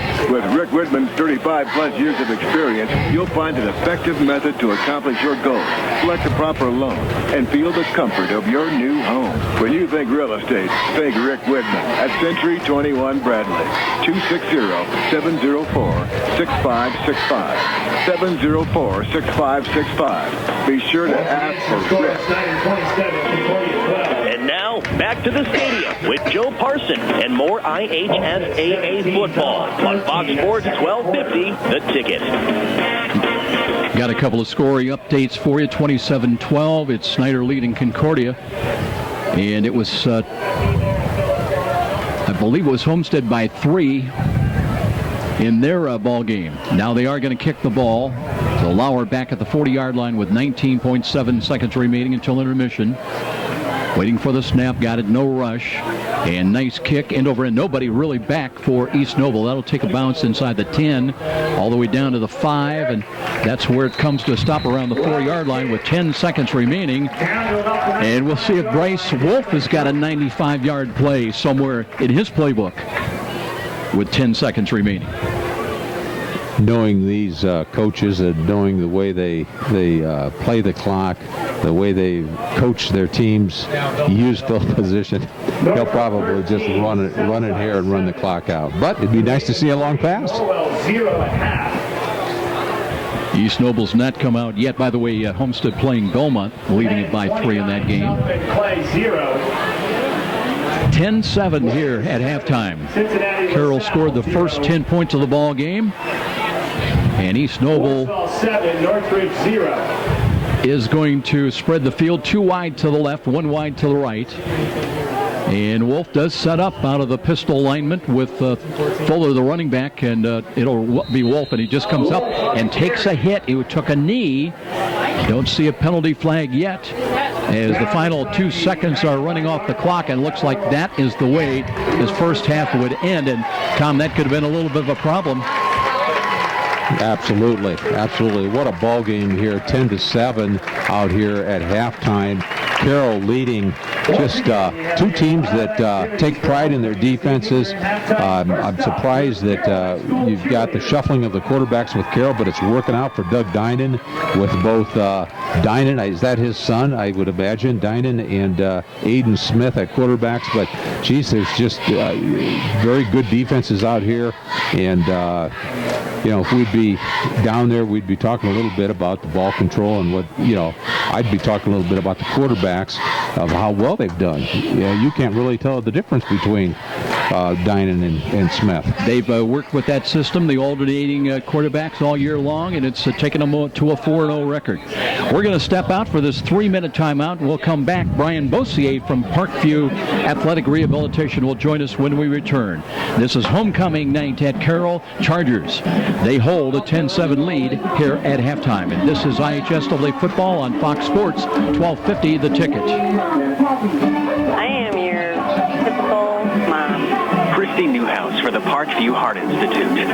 I'm entrenched in my kids' lives, and I eat a healthy diet, and I'm actually probably the last person you expect to have a major heart event like this happen. One day last year, Christy awoke to deep pain in her chest and jaw that later spread to her arm. I ended up going to Parkview's ER, and they told me I was having a massive heart attack. Teams from Parkview's ER and Heart Institute worked together to save Christy's life, treating the heart attack, restarting her heart after she suffered a cardiac arrest, inserting 2 stents, and equipping her with a wearable defibrillator that was developed in part from clinical research done right here at Parkview. Fantastic care. To learn more about Parkview's life-saving cardiac care and research, go to parkview.com. Parkview Heart Institute. Not for profit, all for you. It's time. The 2014 Battle of the Bands. Sweetwater is giving away $3,500 in gift certificates. You'll get media exposure on What's Up magazine. Columbia Street West will pay $3,000 in cash prizes. You can get registered right now at the Wood Nickel on North Clinton, or even see Richard at Columbia Street on Friday and Saturday night and sign up in person. The band starts every Thursday night at 9 p.m. with a $5 cover to get into the bar. Do you think your band is the best in town? Then prove it. Be in the 2014 Battle of the Bands at Columbia Street West. Hi, this is Charlie Momper from Momper Installation. After last winter's brutal temperatures and record-breaking wind chills, it's not too early to start thinking about adding insulation to your attic, sidewalls, and crawl space. By adding additional insulation, you can cut your energy costs up to 30%. Call Momper Installation today at 432-7543. Momper, the #1 name in insulation since 1956. A trip to downtown Fort Wayne is not complete without a stop at Rudy's at 409 West Brackenridge. Next time you're headed to the baseball game, make pre-game plans to stop in at Rudy's, where you'll find a wide assortment of adult beverages and aromas. But Rudy's is also a premier downtown location for picking up those mouth-watering DeBrand's chocolates. What better way to catch a game at Parkview Field? Make it a date for a stop at Rudy's, right across from the main Parkview Field entrance. Frank the Buffalo here. With Fios Internet from Frontier, I can be on any device I want, in any room I want, and feel like I'm in the front row. Get the ultimate internet experience with 100% fiber optic. Call 1-888-FRONTIER today to get Fios Internet for $19.99 a month with qualifying phone service and enjoy a 2-year price guarantee, free Wi-Fi router, no contract, and no rate hikes. Front row seats without the crowd. Perfect. Limited time offer. Taxes, fees, and other restrictions apply. Subject to availability. Fios Marks owned by Verizon Trademark Services, LLC, and used under license. And now, back to the stadium with Joe Parson and more IHSAA football on Fox Sports 1250, The Ticket.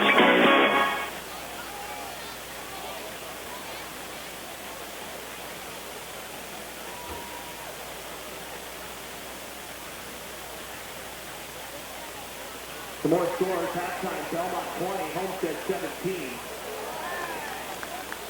Snyder 27, Concordia 12. Minneapolis strength conditioning specialist, so a lot of good background, and talk about the positioning, the mission statement of Parkview Athletic Rehabilitation. What's that all about, and what's that mean to the person out on the streets? Yeah, Parkview Athletic Rehab is really designed to give the athlete what they need to get back. As we say, it's specialized care for a specialized population. Athletes tend to need more rehabilitation after standard rehab, so that's where Parkview Athletic Rehab comes in. We take more of a philosophy of restoring your performance as opposed to just restoring function. Can you get into a little bit more of the specifics as far as the range of services that you provide for the semi-professional athlete and the weekend warrior? Right. Well, being a former co-founded AWP and being in the sports performance market for a long time, it gives me a unique background to offer an athlete that full spectrum of care, because I've worked on the performance enhancement side and on the rehabilitative side. So the goal is, once you come in with us, we're working high level to get you back to the performance level that you want to be at, doing biomechanics assessments, movement screens, working to make sure that you're operating at an optimal level. You know, as I look around here, it's my first visit here to PAR, but looking around, I mean, it's a marvelous complex with the ice arena that's next door. How old is it? And, give us a little background of what kind of square footage you've got here. Well, it's over 10,000 square feet in the entire facility, as we share some space with AWP Sports Performance. And the facility is almost 2 years old now. We've been around. We really opened the doors in February of 2013, and we've just kind of been going since then. And it's a great sports complex with hockey right across the street, volleyball, basketball downstairs, and then the performance center upstairs. And, as you look around, obviously it's fairly new, but I was amazed you were mentioning a number of the people that you have served already. Parkview Sports Medicine has served over 100,000 lives. You've taken two of the area leaders in healthcare and in sports, and you've combined them with AWP Sports in the performance training and the clubs that they have, and it's just, the amount of lives is just tremendous.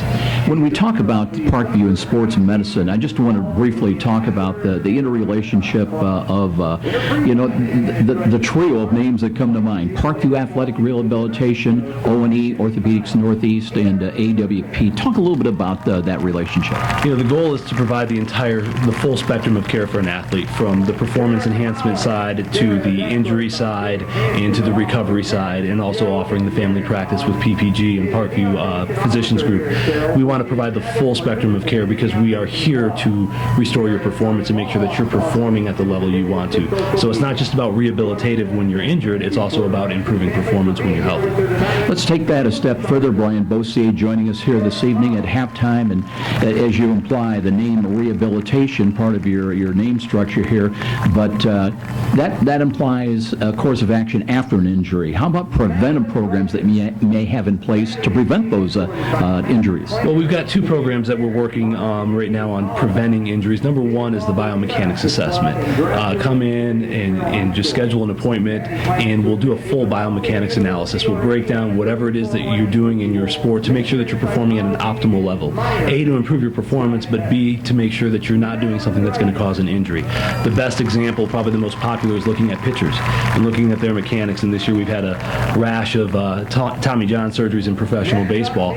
So we have a program that you can come in, we'll look at you throw, and we'll watch to make sure that you're not doing things that are going to set you up down the road for failure. earlier. The second is a newer program that we're starting with adult fitness, where come on in for a medical screen to make sure that orthopedic-wise with joints and muscles that you're ready to exercise and get into that adult fitness market, and also be able to give you recommendations as to what to avoid so that you don't get injured. Because as we age, there's certain things we can and can't do, and Parkview Athletic Rehab offers that screen to be able to say you should probably avoid these exercises but work towards these. I've got to ask you, because you're hitting it home, a lot of us as we age, we are conscious of wanting to do some things to try to retain what we've got. But I think there's a danger. I know I speak from personal experience. Sometimes you think you can do, based on maybe when you were younger, things that you can do, running, weightlifting, things like that. But there's really a professional in an advancement of the technology and things that can hurt you. Talk about, how you're positioned with experience to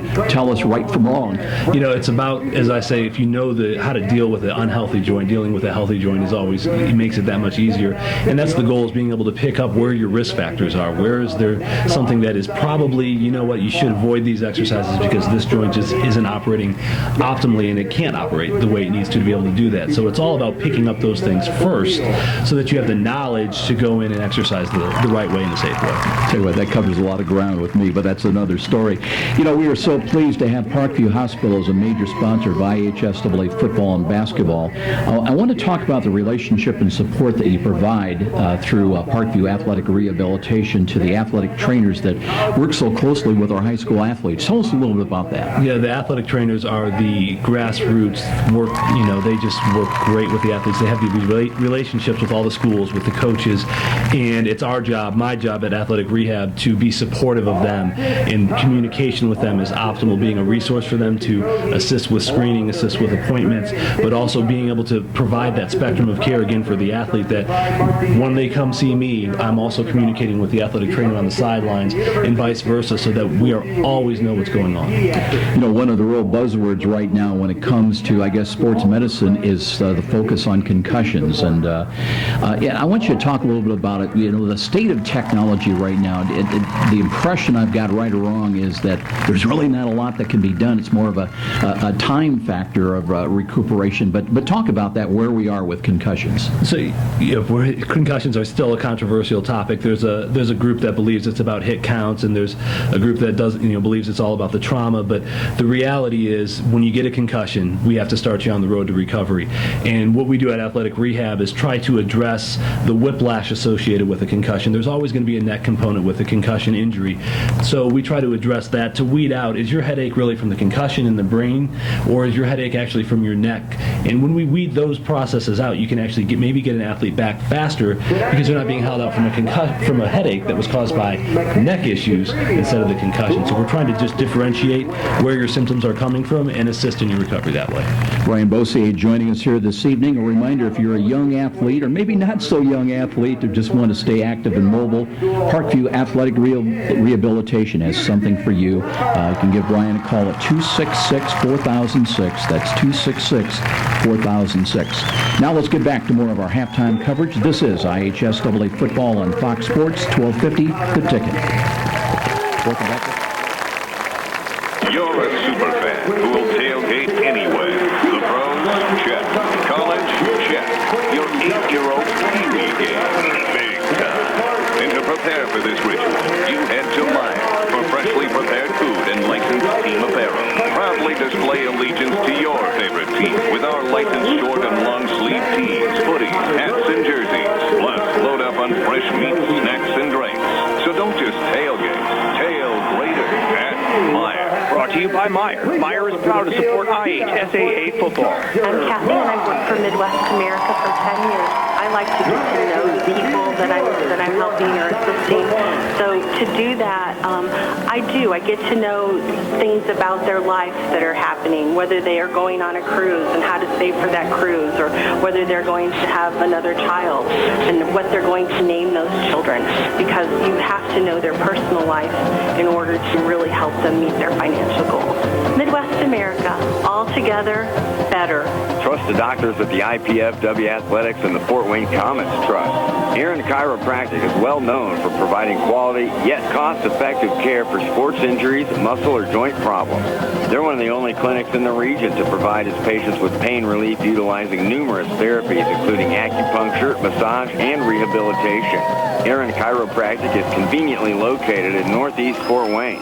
Find us on the web at aaronchiro.com or call 492-8811 to schedule an appointment. Where do savvy sports fans in the Summit City go when they need to know more than just the score? It's an easy choice. No other media outlet covers the local sports team like the Journal-Gazette. You get 7-day sideline coverage from the area's most experienced and knowledgeable sports staff. It's a commitment to Fort Wayne that the Journal-Gazette takes very seriously. When you need to know the story behind the story, nobody delivers the goods each morning like the Journal-Gazette. And even when you're on the go, you can still catch up on the latest sports news online at www.journalgazette.net or from your mobile device at www.jgmobile.net. Start your sports day right, every day, 7 days a week with the Journal-Gazette. From humble roots some 30 years ago, the name Ruoff Home Mortgage has been built upon a legacy of making dreams of home ownership a reality. Loan officers Doug and Julie Carroll are proud to help you establish your roots with a mortgage for your new home. They understand that every borrower is different, and they work hard to get you a mortgage that fits your needs. Call the Carroll team at 602-9768 to find out which program is right for you. When you need a mortgage that is simple and straightforward from a hometown name you can trust, call Doug and Julie Carroll at Ruoff Home Mortgage, 602-9768. And now, back to the stadium with Joe Parson and more IHSAA football on Fox Sports 1250, The Ticket. Welcome back, everybody. Halftime on homecoming as the Charger Marching Band entertaining here in a 10-7 Carroll lead over visiting East Noble. Joining us, Mark Schutte from the Journal-Gazette. And everybody, Mark, thought this was going to be a great matchup between two unbeaten teams in the conference. It has been that and everything everybody wanted. A lot of razzle-dazzle, fake fourth down kicks, going for it on fourth down, razzle-dazzle calls, and what a great night for high school football. Yeah, we've had a little bit of that, but then I think it's come down to like people expected defenses, and a couple big plays by both teams that resulted in the touchdowns. The only difference we have is a field goal for Carroll early on in the game. You know, I've been impressed with Carroll, especially their defense against the run. They really, I thought, keyed very well on Dylan Fuller. And I think that's what they planned coming in, but Wolf has been able to hurt them a little bit with some passing, but Carroll makes its mark with its defense. They're only giving up about 11 points a game, so that's where they're going to win this game if they're going to hang on with this lead. Carroll won the toss and deferred. They'll get the ball to start in the second half. I thought we could sense, when we go back to that Dylan Fuller touchdown run, momentum kind of changed in the ball game. Huge play, too. It was on fourth down, and he broke about 10 tackles, I think, and found his way in the end zone. But then they haven't been able to do anything since. What do you look for now in the second half with these two teams? Carroll's always kind of interests me on offense because they really haven't settled anything at quarterback. They're trying both Aiden Smith and Cody Dinan, they're both juniors, and they both kind of give each their team a little bit something different. They even went with Dylan Connor, who's a linebacker in their full house backfield, to try to give a different look too. So I think it's always interesting to kind of see what Carroll can do on offense, and then I think Dylan Fuller in the first or second half be interesting if they can see if they can break him loose a little bit. You like Wolf with that ability. It seems like Carroll's, you look back over the last 5 years or longer, they've always been able to find that big guy at quarterback that comes in and gets the job done. Mm-hmm. The difference with them this year, obviously, with the Tranquil brothers gone, one by injury, unfortunately, they really don't have that breakaway runner, so I think they've got to mix things up a little bit more, and I think that's where they're looking to Smith, especially. I think is a little bit better passer than Dinan. I think that's where they open it up a little more.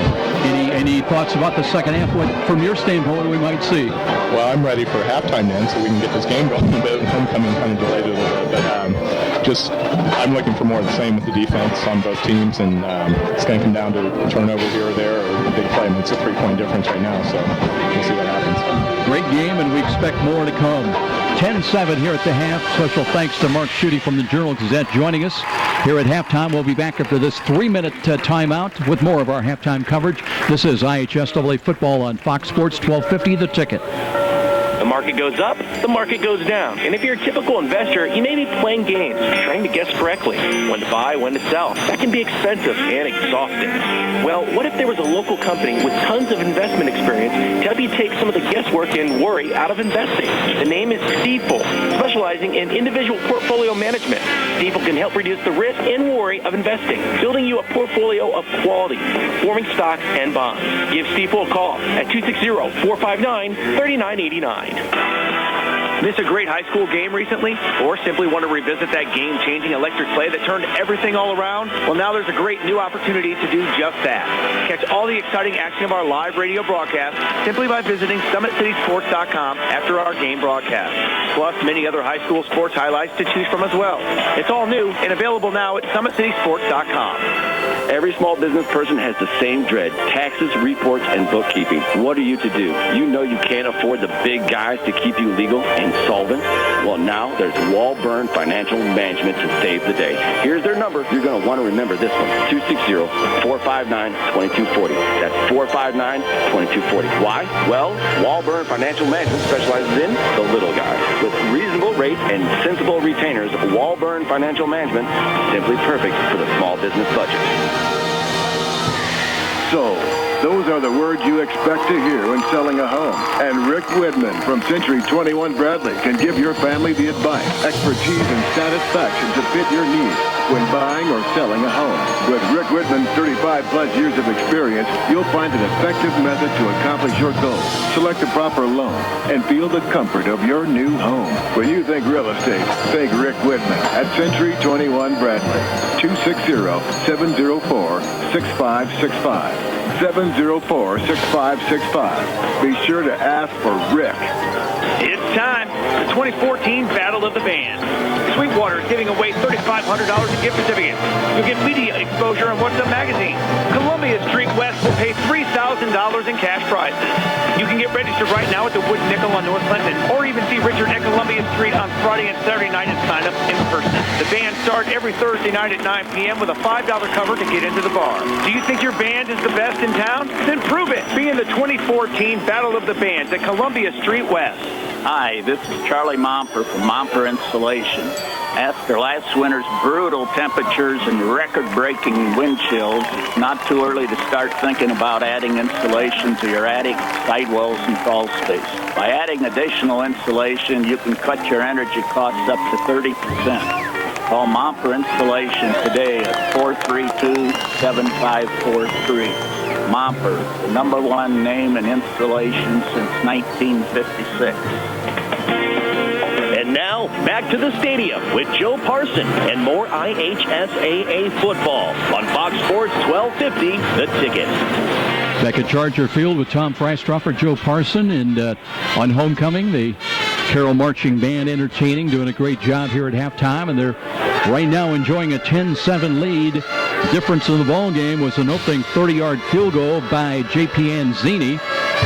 That came after a Seth Johnson fumble recovery that got him in business early. The East Noble Knights had a chance to tie it, but they missed on a 37-yard field goal. So the first quarter ended 3-0 in favor of Carroll. Chargers jumped in front 10-0. They hit a 23-yard touchdown pass from Aiden Smith, hooking up with Eric Lauer on the fade pattern to the left corner of the end zone. That came after a second and long call because of a holding penalty. Time of the score was 8:30, 23 yards on the touchdown pass. Anzini with the extra point, 10-0. But a 29-yard dash then, straight ahead carry by Dylan Fuller. It was 4th and 1. Needed a yard. He got 29 yards and a score at the 6:31 mark. Teeters with the extra point, and that's where we are here at halftime at 10-7.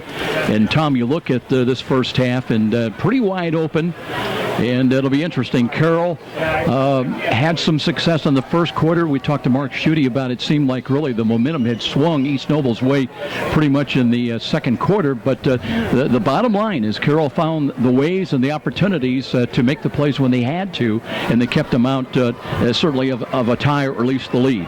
Yeah, both teams are taking chances here tonight. We've seen several calls on 4th and 5. We even saw 4th and 8, I think. East Noble took a play and got a first down on it. So, they're taking chances. They both want to win the ball game. We've got swarming defenses. very good defenses here tonight. Good open field tackles, a lot of balance on the offenses. So, now a very, very equal game here tonight with the Chargers leading 10-7 at half, Joe. Tell you what a great crowd almost across the way at East Noble's brought almost a capacity crowd on their side of the stadium. End zones are full, and of course here the Neon Nation always brings a big crowd, the homestanding crowd at Carroll. So just a great night for high school football. The weather could not be better. It will dip down into the mid-50s, but hey, that's football weather this time of the year. It sure is. Great weather. A couple of other scores. The last report we had, it was Dwenger leading Cincinnati LaSalle 7-0 that ball game, and a shootout between Lourdes and Wayne. Last report, it was 21-21 in that one. Here it's 10-7, and it'll be Carroll with the ball. They won the toss deferred. They'll get to start the second half. 10-7, Chargers on top by 3, and we'll be back after this 2-minute timeout. This is IHSAA football on Fox Sports 1250 The Ticket. Next time you're downtown and needing to feed your sweet tooth, you're just a few steps away from Rudy's, Fort Wayne's perfect location for stocking up on those famous to brands gourmet chocolates the Summit City is famous for. Rudy's is located just catty-corner from the main entrance to Parkview Field. In fact, Rudy's is a great place to meet up with friends before an event at the ballpark. There's even outside patio seating, ideal for relaxing after work. With a wide assortment of adult beverages and aromas to choose from as well, Rudy's, distinctly different in downtown Fort Wayne. Frank the Buffalo here. With Fios Internet from Frontier, I can be on any device I want, in any room I want, and feel like I'm in the front row. Get the ultimate internet experience with 100% fiber optic. Call 1-888-FRONTIER today to get Fios Internet for $19.99 a month with qualifying phone service and enjoy a 2-year price guarantee, free Wi-Fi router, no contract, and no rate hikes. Front row seats without the crowd. Perfect. Limited time offer. Taxes, fees, and other restrictions apply. Subject to availability. Fios smartphone by Verizon State Market Services LLC and used under license. You're a super fan who will tailgate anywhere. The pros? Check. College? Check. Your 8-year-old Pee-wee game? Big time. And to prepare for this ritual, you head to Meijer for freshly prepared food and licensed team apparel. Proudly display allegiance to your favorite team with our licensed short and long sleeve tees, hoodies, hats, and jerseys. Plus, load up on fresh meats, snacks, and drinks. So don't just tailgate. Tail greater at Meijer. Brought to you by Meijer. Meijer is proud to support IHSAA football. I'm Kathy, and I've worked for Midwest America for 10 years. I like to get to know the people that I'm helping or assisting. So to do that, I get to know things about their lives that are happening, whether they are going on a cruise and how to save for that cruise, or whether they're going to have another child and what they're going to name those children, because you have to know their personal life in order to really help them meet their financial goals. Midwest America, all together, better. And now, back to the stadium with Joe Parson and more IHSAA football on Fox Sports 1250, The Ticket. Well, the number one scoring team in the NHC against the number one team that against the scoring. That's the situation here tonight at Carroll High School, and the Chargers have got 10 points on the board. Tom, that's good enough to give them a 3-point lead over visiting East Noble.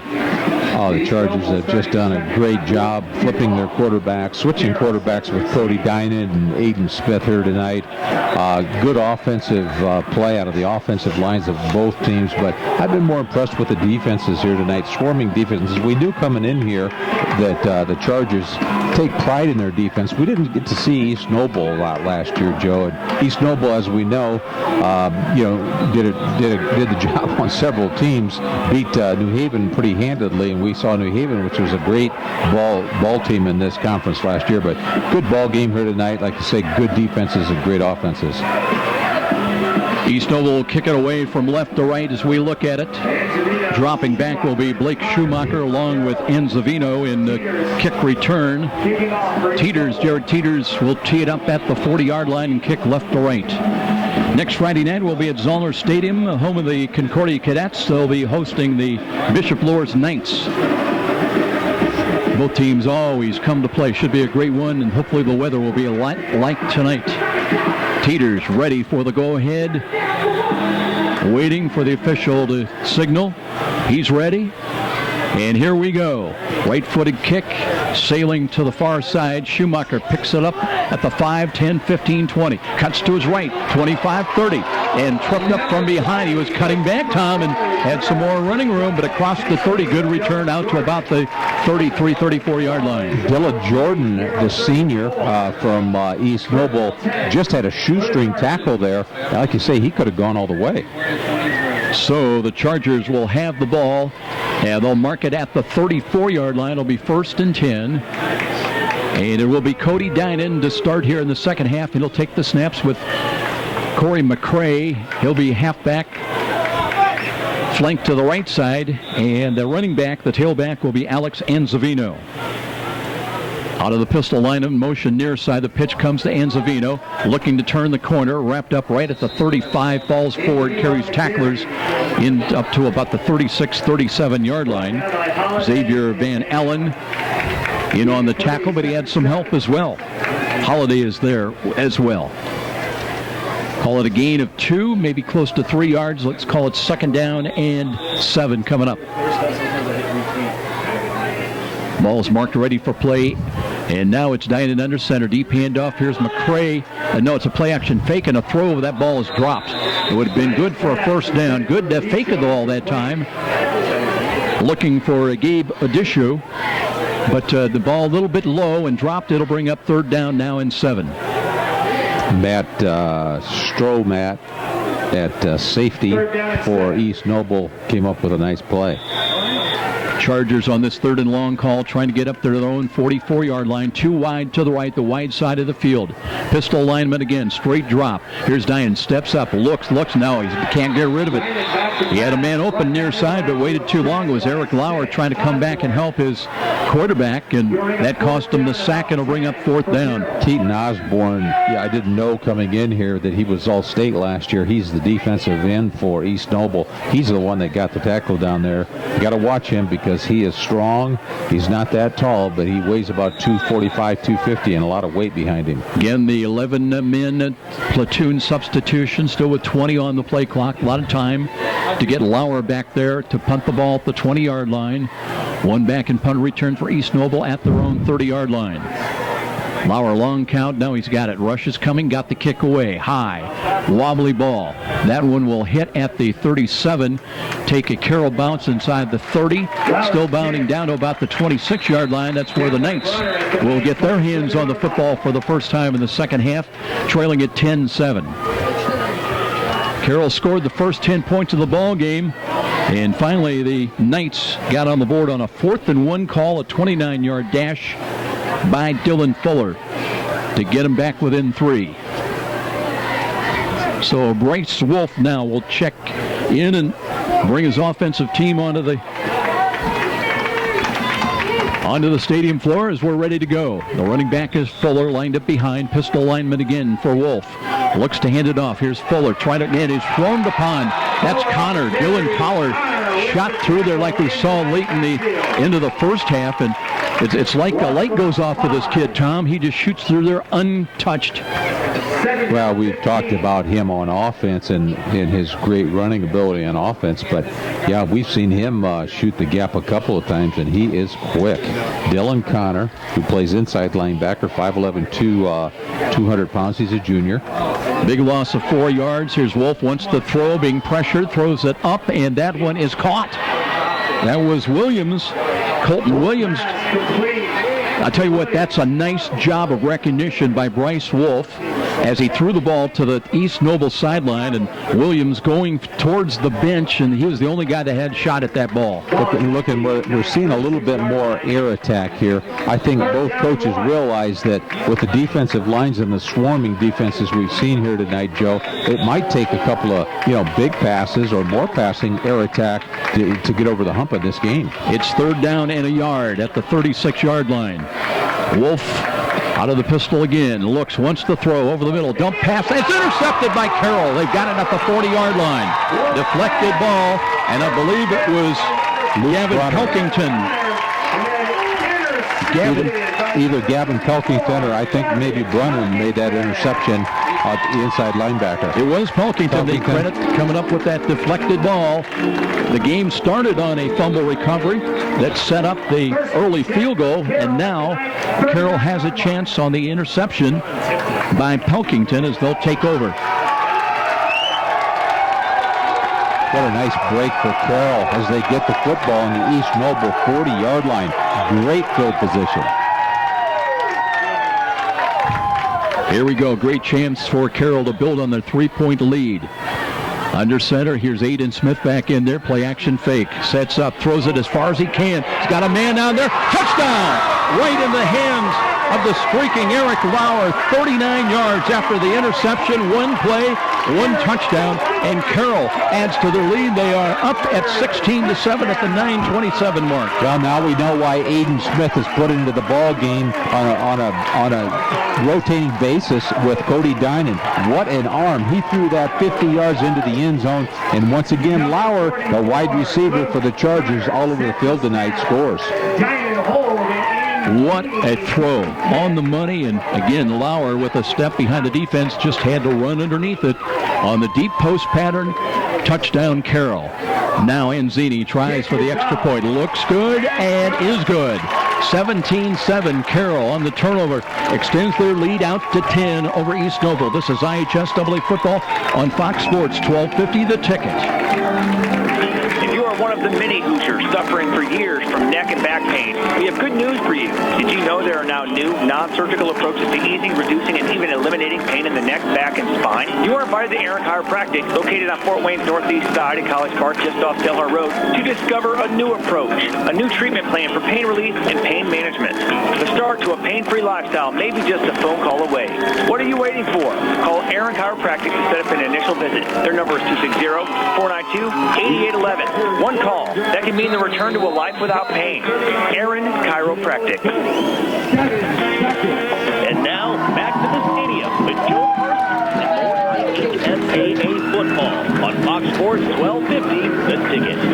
Crowd here at Chargers Stadium is still oohing on about that laser shot throw for the touchdown by Aiden Smith to Eric Lauer. Now we'll see if East Noble's got an answer, as they'll have Fuller back in kick return and joined by Jake Torrey. Not seen a lot so far tonight by Torrey. He's had a big season. Near side kick, and that's going to go into the end zone just inside the pylon. That's a touchback. We talk about threading the needle on that kick. Did not go out of bounds. It went into the end zone. Well, not too long before, or not too much time before they threw that long pass, Joe, I was commenting on it might take a long pass here. You know, we've seen so much running and such great defenses here that it's going to take that long pass. And let's see if East Noble's going to come up with that or try to wind this clock down. Corners coming up for the Chargers. Colton Williams for East Noble wide to the near side. Here's a short drop. Oh, the screen. That one was nearly fumbled away. That was knocked down at the line of scrimmage. Bryce Wolf trying to hit that little bubble screen on the near side. But Carroll is all over things right now. They are. Tyler Langerick, the defensive end, came in, and what a nice block he had there. I like the way he plays defensive end. He's 6'2", he's 185, does a great job in there. Second down and 10. Ball still back at the 20-yard line after the touchback. Same formation, this time actually too wide to the near side. Wolf drops 2 steps, pumps, now throws the fade, looking near side, a little bit too long. Outstretched hands that time for Jake Torrey. We talked about him a moment ago, and just off his fingertips, incomplete as Kimes had the coverage. That's a tough job for a linebacker coming back on a speedy wideout. It sure is. You want to get a speedy wideout on the linebackers because usually they beat him, but Kimes did a great job there of covering. Now it's third down and 10. East Noble not huddling up. 9:17 on the clock here in the third quarter. And they're taking the play clock. Well, they had plenty of time. Scott Campbell, our referee, but it's just down to 15 now. Knights ready to put a play into motion. They've got a flanker to the right of Wolf. Short drop, looking, steps up, wants to run. Got a running room. Spins off of a tackle. Got it out to the 25, another couple of yards to the 27. Had to get out to the 31-yard line, the 30-yard line, I should say, for the first down. And so it'll be 4th down and about 3. And we've seen East Noble have a tendency to want to go for it. Looks like they're going to go for it again. Well, they may go for it, or they may go for the quick kick, take it and quick kick it down the field here, try to catch the defensive backs for the Carroll Chargers off guard. Yeah, Wolf is the punter, and now he does drop back a couple of steps, so we'll see. Looks like they're going to run a play, though. And no, he does kick the ball. And a wobbly ball, end over end, nobody back. It hits at the 36, comes upfield about another yard. So it'll be decent field position for the Chargers as they're going to get the ball back. They lead it by 10, 17-7. That equals their big lead of the night. Pretty good defensive series for the Chargers. We saw them, by and large in the first half. They really keyed, I thought, on Dylan Fuller. That was one of the keys that he pushed them out to that early 10-0 lead, but then Fuller broke 3. You knew it was just a matter of time.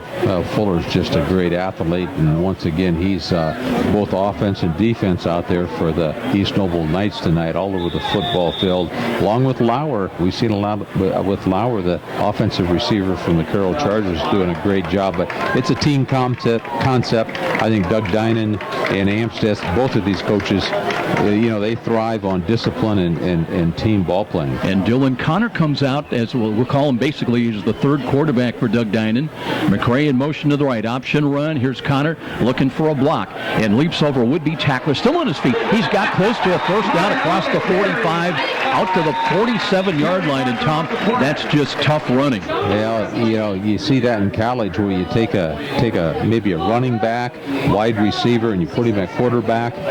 That's what they did with Dylan Connor, and he was certainly successful off of that play. Penalty, those going to bring it back. It's called against the Chargers, and Connor will check to the sidelines. Referee on the far side with the penalty flag and now walking it off. They'll take the ball back inside the 35, and where are they going to mark it? Walk off inside the 30 to about the 28-yard line. So penalties can be a killer, especially after you've made a big play. And then, of course, there's a school of thought that tells you maybe that's why they made the big play, because of the holding. So they'll bring up, it'll still be first down, but 1st and 19. They got to get out to the 47-yard line. And it's Cody Dinan back in there at quarterback, looking to hand the ball off. Here's a run left side, and some running room up the middle. A little curl play across the 35, out to the 38, maybe the 39-yard line. Nice run by the Carroll Chargers. Always have had a nice running attack out here at Carroll High School, coming out of the I formation. Sometimes the power I, sometimes a wing I. And Zavino, that last carry, he'll set up in the tailback spot out of the power I off to the right side. And here is Anzavino getting the call. Nice cut up and looking to get across the 45. Second effort. I believe he's got a first down. Tom all the way out across the 48. And Savino kind of reminds me of Tranquil a little bit, the way he runs. He is fast and he's slippery out there. Second effort got the ball up to the 49, so that's good for a first down. They recover from that holding call, and they'll huddle up this time now with 7:33 remaining in this third quarter. 17-7 Carroll on top of East Noble in the battle for the 2 unbeatens in the NHC. Wide out to the short side to the right. They set up from the left side hash mark. Deep handoff. Not much there. Good defense this time. Anzavino met right at the pass. And getting up off the bottom of the pile. Salazar, a lot of tackles this year. Keaton Osborne also was in the vicinity. Like the way David Salazar plays with that inside linebacker for the East Noble Knights. He's quick. He's got quick feet. He can shoot the gap.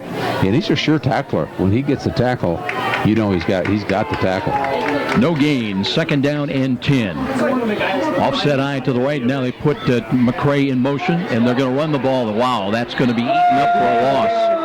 And it was Dylan Fuller that came through there and had a hand on the stop and nowhere to run that time for the Chargers. They'll lose about 6-7 yards. We used to call that a quick pitch right or a quick pitch left, and that's exactly what it was. Quarterback quick pitched it out to the tailback. Just didn't go. Salazar didn't go anywhere. Third down and very long, 3rd and 16. They try to get to the East Noble 42-yard line. And Dinan out of the guns. Got a little motion from left to right. Play action fake now screens the ball. Here's a run to the 40-yard line. Not much more there. They get a couple of yards, and that is about it. That ball was put into the hands of Jordan Schmelling. So it'll be 4th down and long, and you would expect to see Eric Lauer in to kick the ball away. Nice open field tackle by Josh Glass, the outside corner for East Noble.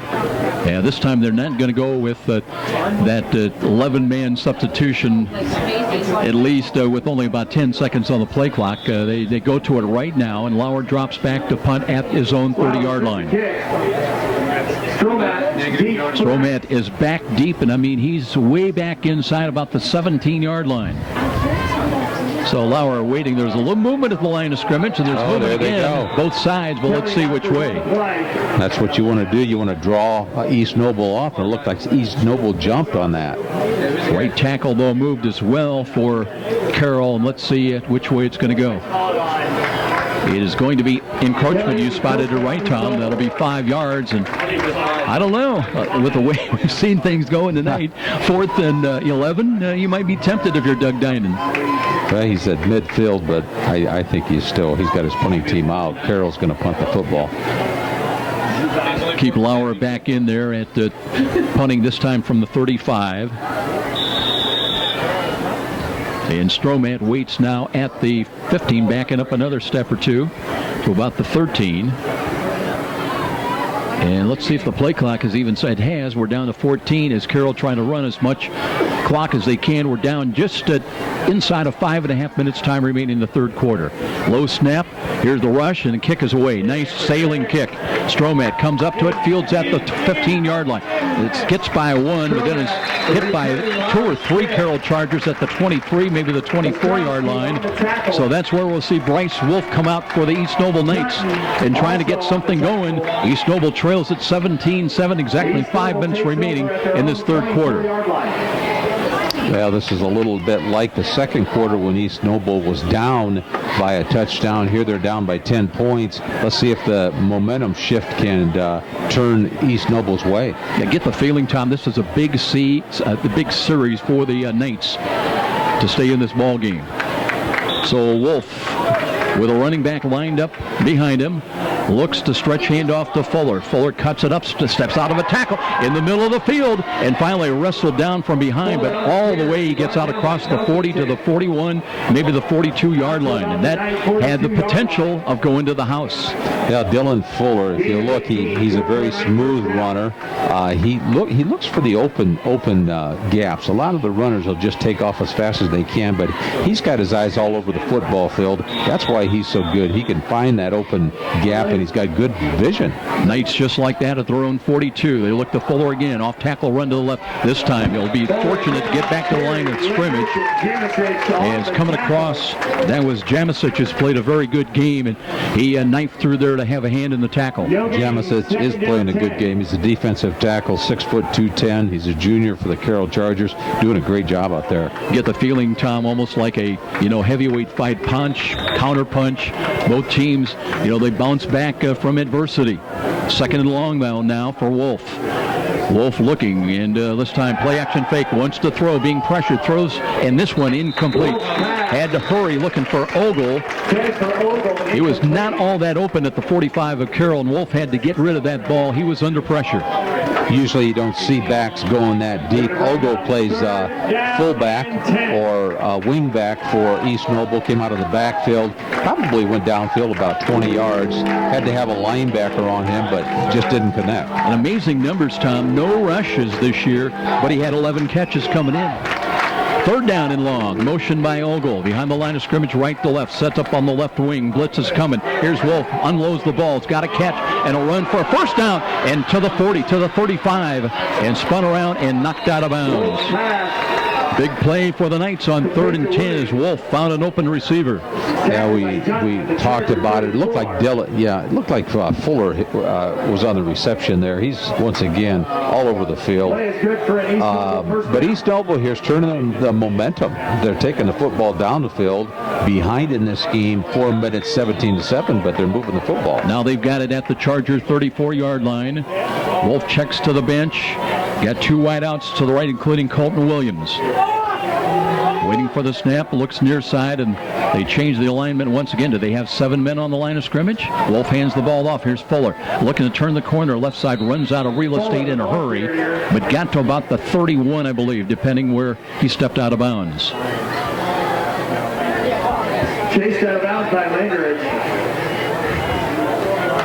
East Noble not really huddling up. They just kind of stand around and wait for the play to be wagged in from the sidelines, and that's predicated on what the coaches see from the Carroll defense. Gain of 4, 2nd down and 6. Now spotted at the 31-yard line. Motion right to left behind the line of scrimmage, Torrey. And they'll look and running into there is Fuller, cuts back to the left. They spun him around at the 30-yard line, and they were fortunate to get a yard on that carry that time. A little collision in the backfield between Wolf and Fuller. Yeah, there's a lot of rhythm. There's a lot of balance between the quarterback and the running back, and just depends on what play it is. Sometimes you've got collisions in the backfield. 3rd down and 6. Big call again. Here's Wolf barking out the signals. Wants to throw. Looks to the left side. That ball deflected at the line of scrimmage. Let's see who came in there. That might have been Bruner. They got a hand on the ball that partially deflected. I believe it was. Those linebackers for Carroll, along with the defensive line, are just doing a great job. Bruner's come up with some big plays here, along with Dylan Connor.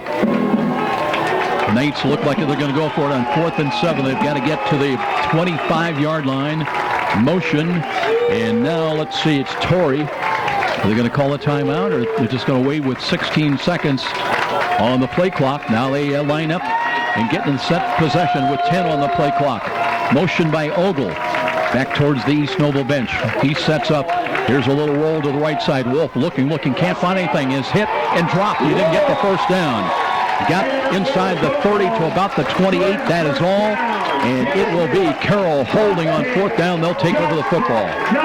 Classic example, Joe, of great defensive play by the defensive backs of the Carroll Chargers.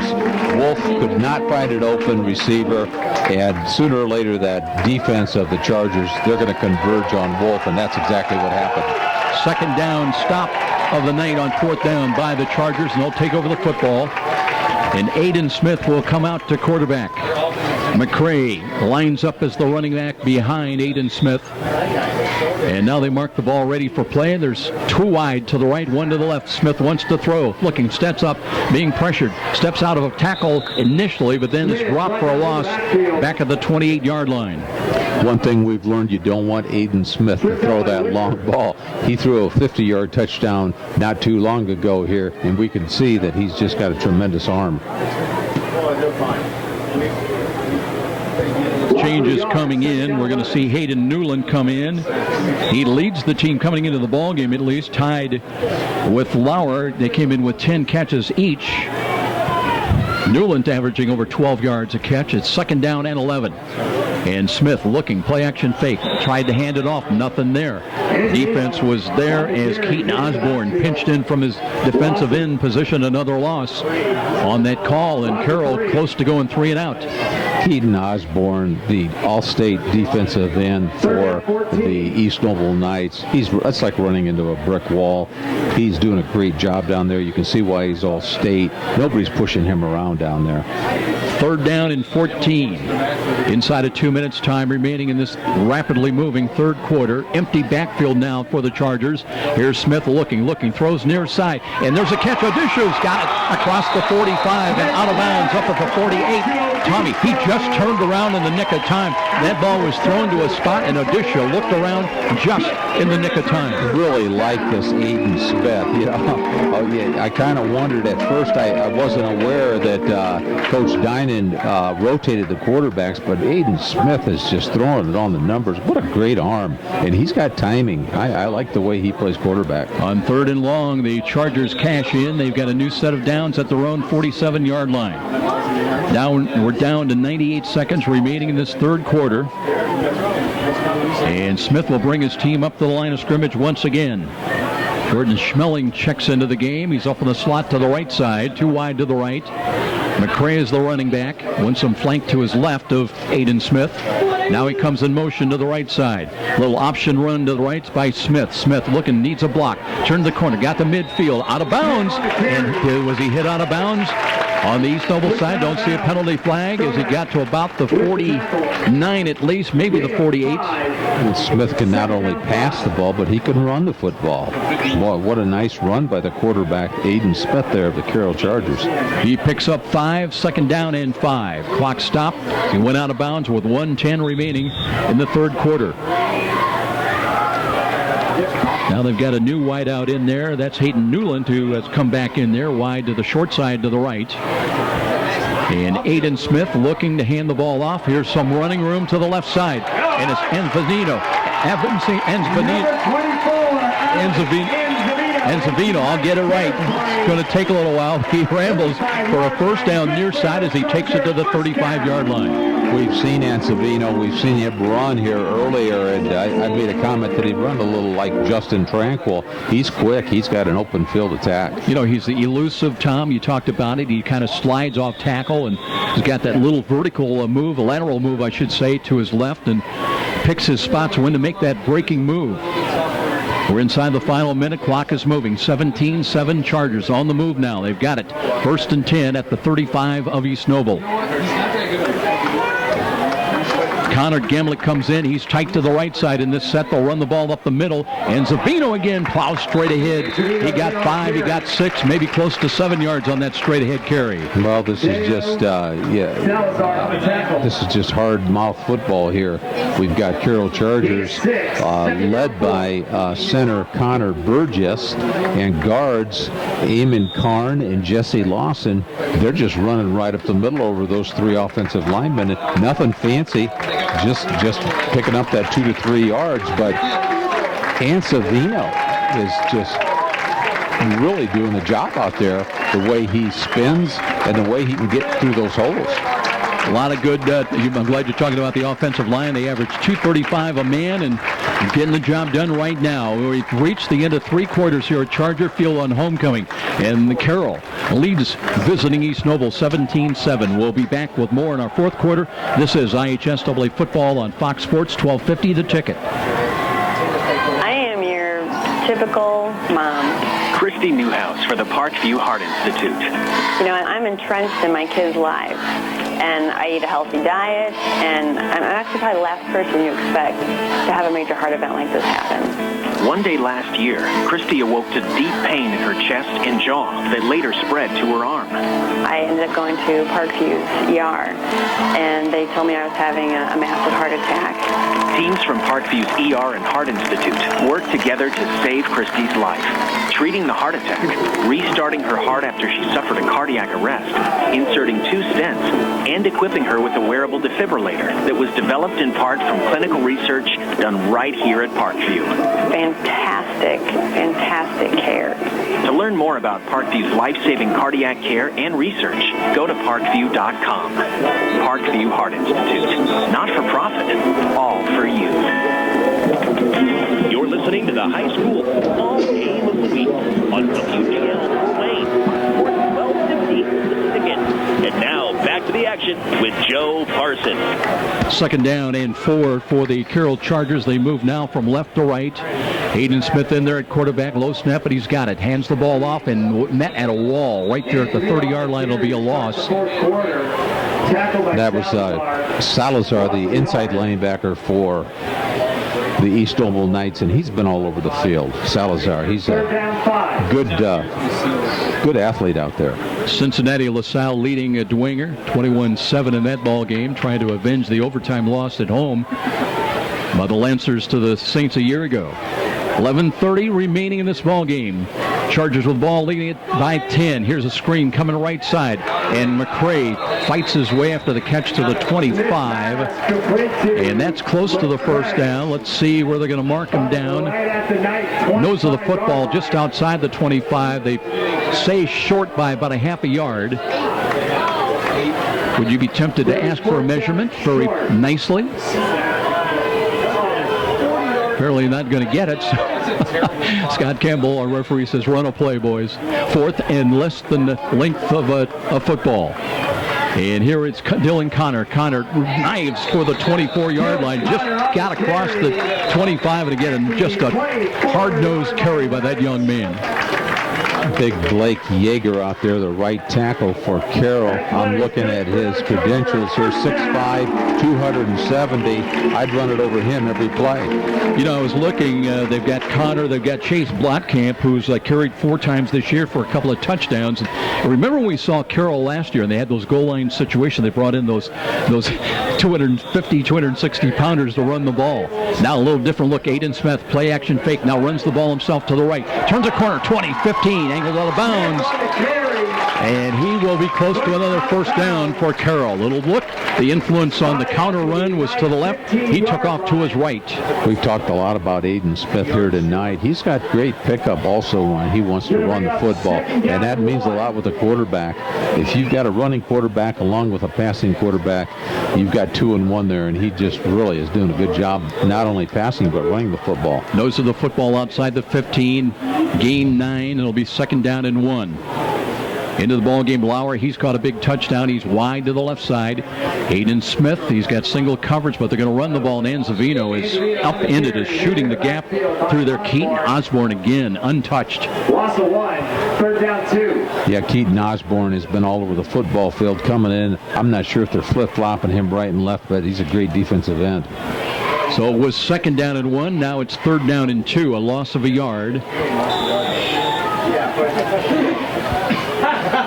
Everybody for the Chargers, they don't really huddle up, but they look at their wristbands, and now they come up the line of scrimmage. Anzavino, they don't want him up in the slot. They're going to bring him back in the Delta formation. Aiden Smith in the middle. He wants to throw out of that formation, looking to the right, dumps it over the middle. He's got a drop ball in and out of the hands of Connor Gemlick. He had the touchdown catch a week ago in overtime, and that one would have been another 6. Beautiful spiral pass by Aiden Smith. Just couldn't be caught by the receiver. Yeah, Gemlick, that was a gimme. Now it's 4th down. Will they try to get 3? We'll see if they bring Anzini on to attempt the field goal. Apparently they will. Their lead is 10 with 9:58 remaining. This will be about a 34-yard field goal. Looks pretty much straight away. Anzini came in and had a 32-yarder. He's hit a long one from 30 tonight. He's got the distance. Does he have the angle? He does. From 34 yards out, tacked on 3 for the Chargers. And they build that lead, their biggest lead of the night at 13, at 20-7. We'll be back here to Charger Stadium. This is IHS Only Football on Fox Sports 1250, The Ticket. Where do savvy sports fans in the Summit City go when they need to know more than just the score? It's an easy choice. No other media outlet covers the local sports team like the Journal-Gazette. You get 7 days sideline coverage from the area's most experienced and knowledgeable sports staff. It's a commitment to Fort Wayne that the Journal-Gazette takes very seriously. When you need to know the story behind the story, nobody delivers the goods each morning like the Journal-Gazette. And even when you're on the go, you can still catch up on the latest sports news online at www.journalgazette.net or from your mobile device at www.jtmobile.net. Start your sports day right, every day, 7 days a week with the Journal-Gazette. And now, back to the stadium with Joe Parson and more IHSAA football on Fox Sports 1250, The Ticket. 20-7 our score. And, you know, Tom Freisdorfer, if you're Luke Amstutz, you're telling your team, hey, we've got almost 10 minutes remaining in this game. We're down just 2 scores. And for a team like the Knights, you know, that's certainly doable. It sure is. We've got a slugfest out here tonight. Both defenses are very stalwart. We've got a lot of running the football. I think it's time now. Amstutz is going to have to go to the air. He's going to have to come up with a couple of big plays to get out of this ball game here tonight. Fuller and Torrey are the kick returners inside the 10. Going far side, will that go out of bounds? It does. Now, earlier in the ball game with a kick out of bounds, they made Carroll re-kick. Didn't take the penalty yardage upfield. And Scott Campbell went to talk with his officials. Already Carroll's just staying on the field with the kickoff unit and backing up 5. Well, you got to be careful of Fuller. 5 kickoff returns, averaging, Tom, almost 38 yards a kick return. Had a long of 63 this year, and that ranks number 1 in the NHC. But they've been kicking toward him, but trying to angle it towards the sideline. And Zini tees it up again, but this time from the left side hash mark at the 35. Let's see if he kicks from left to right now. Trying to keep it in play. Approaching. And the right-footed kick again will go end over end. Fuller will have it at the 13. Looking to the 15, 20, 25. Right side. He's into the 40 to the 45 in a foot race. One man to beat. Cuts to his left, still on his feet, and all the way down to the 30-yard line. Maybe a yard or 2 more to the 29 or the 28. And a big return by Fuller. We just talked about what he can do. Yeah, he's a game breaker. He plays both offense and defense, and we've seen a lot out of Dylan Fuller. He's the tailback for East Noble Knights. He also plays outside linebacker, so he's a tough kid, and he can come up with a big play. Now Carroll with their backs to their own goal. It's at the 29 of the Chargers. 1st and 10. East Noble down 13, trying to cut that lead in half. Wolf turns around and chats with Fuller, lines up behind him. Bryce Wolf tonight out of the pistol alignment, 2 wide to the left. And looking for the snap again. He's got it and looks to Fuller. Here's Fuller trying to angle to his left and met and dropped right at the line of scrimmage. Well, the defense came a little bit late, but pinching in there, Seth Johnston has played well. Had a fumble recovery early in the game that set up the first points of the game on the field goal by Carroll. That's a loss of 1, Tom. Seth Johnson playing defensive end for the Chargers, along with Tyler Langerick. Both of those guys are good defensive ends. They've been coached well. 2nd down and 11. Now they put Fuller in motion. They screen the ball. It's a double pass and a wide open man down, and that's going to be 6 for a touchdown. On the receiving end, easy, Jake Torrey. So that's a 29. Fuller to Torrey. No, it's Colton Williams on the receiving end for the touchdown. 29 yards at the 9:08 mark, and we just talked about it, how easy it can be. Boy, it turns around. A long run back here with Dylan Fuller, who plays tailback. He took it back about 60 yards, and then we get a double pass, basically. I think Fuller threw that football. He's a tailback. He went out to the right side, threw it for a touchdown. But what a call. That call came just at the right time. Right-footed kick is on the way, and that is good. Now there's a penalty flag thrown. Let's see if it's going to stand up. Scoring drive, 2 plays. This came after the kick was completed. Officials talking. Right now would be a 20-14 ball game, a 6-point difference. Scott Campbell and his crew talking right at the goal line, but the teams have departed. And let's see, was there a chop block? He saw some kind of an indication. And it may be coming back. Let's wait and see what the indication is. Personal foul.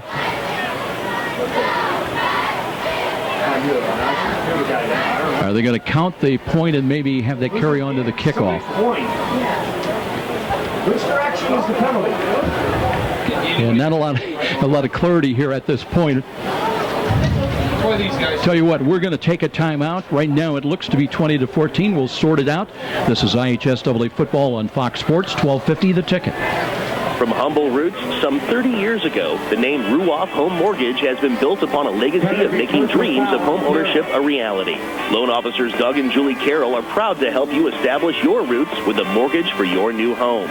They understand that every borrower is different, and they work hard to get you a mortgage that fits your needs. Call the Carroll team at 602-9768 to find out which program is right for you. When you need a mortgage that is simple and straightforward from a hometown name you can trust, call Doug and Julie Carroll at Ruoff Home Mortgage, 602-9768. And now, back to the stadium with Joe Parsons and more IHSAA football on Fox Sports 1250, The Ticket. That penalty will go against Carroll.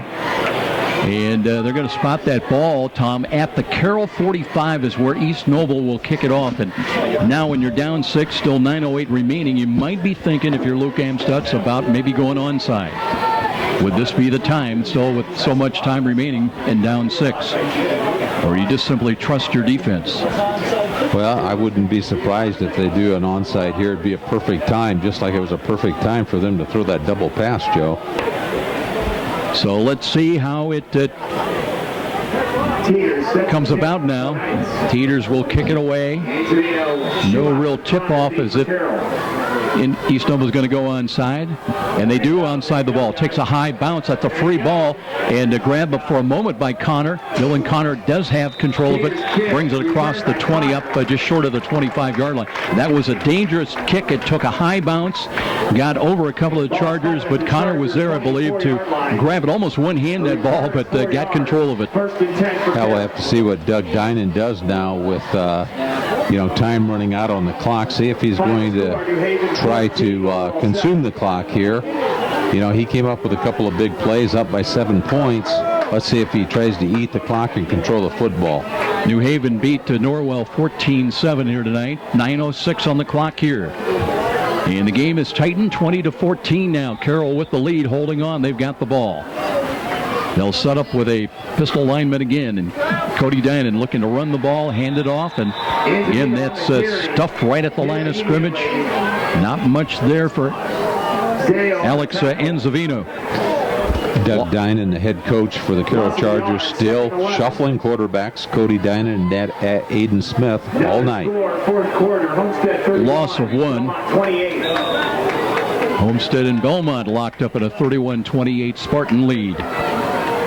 Second down 11. Blitz coming up the middle, shown by the Knights. Here it comes as Dinan throws the fade left side and threw it off a little bit too far. Looking for Newland out there at sideline, throwing the fade, but a little bit too much on it. And now it's third down and 11. And momentum switching again in this ball game. East Noble trying to come up with a big third down stop and trying to get the ball back. Remember, a touchdown, an extra point would give them the lead. They've never led in this ball game so far tonight. 8:28 remaining. 3 wide to the right. McCray, the running back, offset to the right side of Cody Dinan. Dinan short drop, looking, being pursued. Steps up, stumbles on his feet and falls down at about the 23-yard line. He had some running room if he could have regained his balance, but it's fourth down and long, and Lauer will come on to kick the ball away. This was a loss, as I said. It's at line of scrimmage. It was third and 11, right? Yeah. So now, East Noble, they'll have their punt returner lining up inside their own 35-yard line. And Lauer hoping for good things to happen on this punt as he waits for the snap inside his own 10. Lauer's had a couple of good punts tonight. Got rough once earlier in the ball game that enabled Carroll to regain possession. Waiting for the snap now. Clock at 7:43 and running. And there was movement at the line of scrimmage. It was 4th and 11. And let's see which way this penalty goes. It looked like it was encroachment by East Noble, but it could have been a movement by one of the offensive linemen of the Carroll Chargers. Yeah, it's going the other way against Carroll. Procedure of the call, that'll cost him 5 yards, and back Lauer up now inside his 5-yard line. Who's the left tackle? Well, it gets real anxious now. You need a good snap. And that'll bring East Noble, punt returner, up to their 40-yard line. Clock running still. It'll reach 7.5 minutes. Time remaining before this snap of the football. Play clock at 16. Carroll taking as much time as they can. as Lauer waits at his own 1-yard line for the snap. Trying to punt it out of difficulty. Low snap. Rush is coming. Got it away and boomed it. End over end. Hits at the 49. Takes a high bounce. Fielded at the 40-yard line. Here's a run to the right side, and that is it to the 43. As Stroman looking for some running room. Couldn't find any. But it'll be East Noble with very good field position, Tom, at their own 44, and they trail only by 6 with 7:11 remaining. What a great punt by Lauer, the punter for the Carroll Chargers. Right down almost over 50 yards, it looked like. He was almost in the end zone there. But now here comes Bryce Wolf and that potent offensive attack. Ogle in the ball game. Now he lines up as a tight end, tight to the left side. Nate Ogle. And they've got an offset I formation to the right as Bryce Wolf eyes that Carroll defense. Snap, looks to hand it off. The run to the right side. Fuller can't get a block, and he's dropped for a loss. Back around his own 42-yard line. Looked like another nice play by Tyler Lingerith, the defensive end of the Carroll Chargers, and that's a big part of their offense. They're containing the offense of East Noble, pushing it inside. Both these teams, Tom, they give a little, and then they come back, and they make big plays, both sides of the ball. It has been that way throughout this contest. Wolf now wants Fuller in motion and resets him up, flanks him out to the right side. But he screens the ball in the middle, and that was thrown right in the hands of Gavin Pelkington, and he was shocked that ball was coming his way, and he couldn't find the handle. It could have been 6 points. Yeah, Bryce Wolf dodged a big-time bullet there. Now it's 3rd down 11 with 6:32 remaining. The clock stopped on the incompletion, but near disaster for the Knights. Big play here. East Noble trying to get to the 46-yard line of Carroll on this snap. And you got to believe at this point in the game they'd go for it on 4th down as well. Got a wing back up on the right side as well. And there's Fuller in motion again to the right side. They'll reset him. Play clock is at 7. Wolf looks to throw the ball. The fade downfield, and it'll be incomplete. Good inside coverage that time by Jack Gibbons, and no room given at all for Fuller on the chance, and it's 4th down 11. Yeah, they went for it all there. Bryce Wolf going all the way down the field, just couldn't get his receiver open. But now, Joe, you called it 4th and 11. What is he going to do? He's in his own territory here, Amstutz. Are they going to punt the ball, or are they going to go for it? Well, Wolf is the punter. Now to this formation, he has quick kicked. Of course, this would not be a quick kick. I got to believe they're going to go for it. They've got to get to the 46 of Carroll. 4th down 11. Chargers show blitz to the outside. They will kick the ball. Nobody back. And it'll hit around the 20-yard line. Takes a big bounce inside the 10 and roll to a stop at the 9. So 6:17 remaining in the ball game. Carroll goes back on offense, leading it by 6. But still, they're 91 yards away and trying to make plays deep in their own territory. Always like that quick kick, Joe. Quick kick, you line up in a regular formation like you're going to run the ball, but you've got somebody back there that can kick the ball. In this circumstance, it was Bryce Wolf for the East Noble Knights, but good play because the defensive backs for your opponent, they're not expecting it. They're coming up on a play, and once again, look at the field position East Noble's got.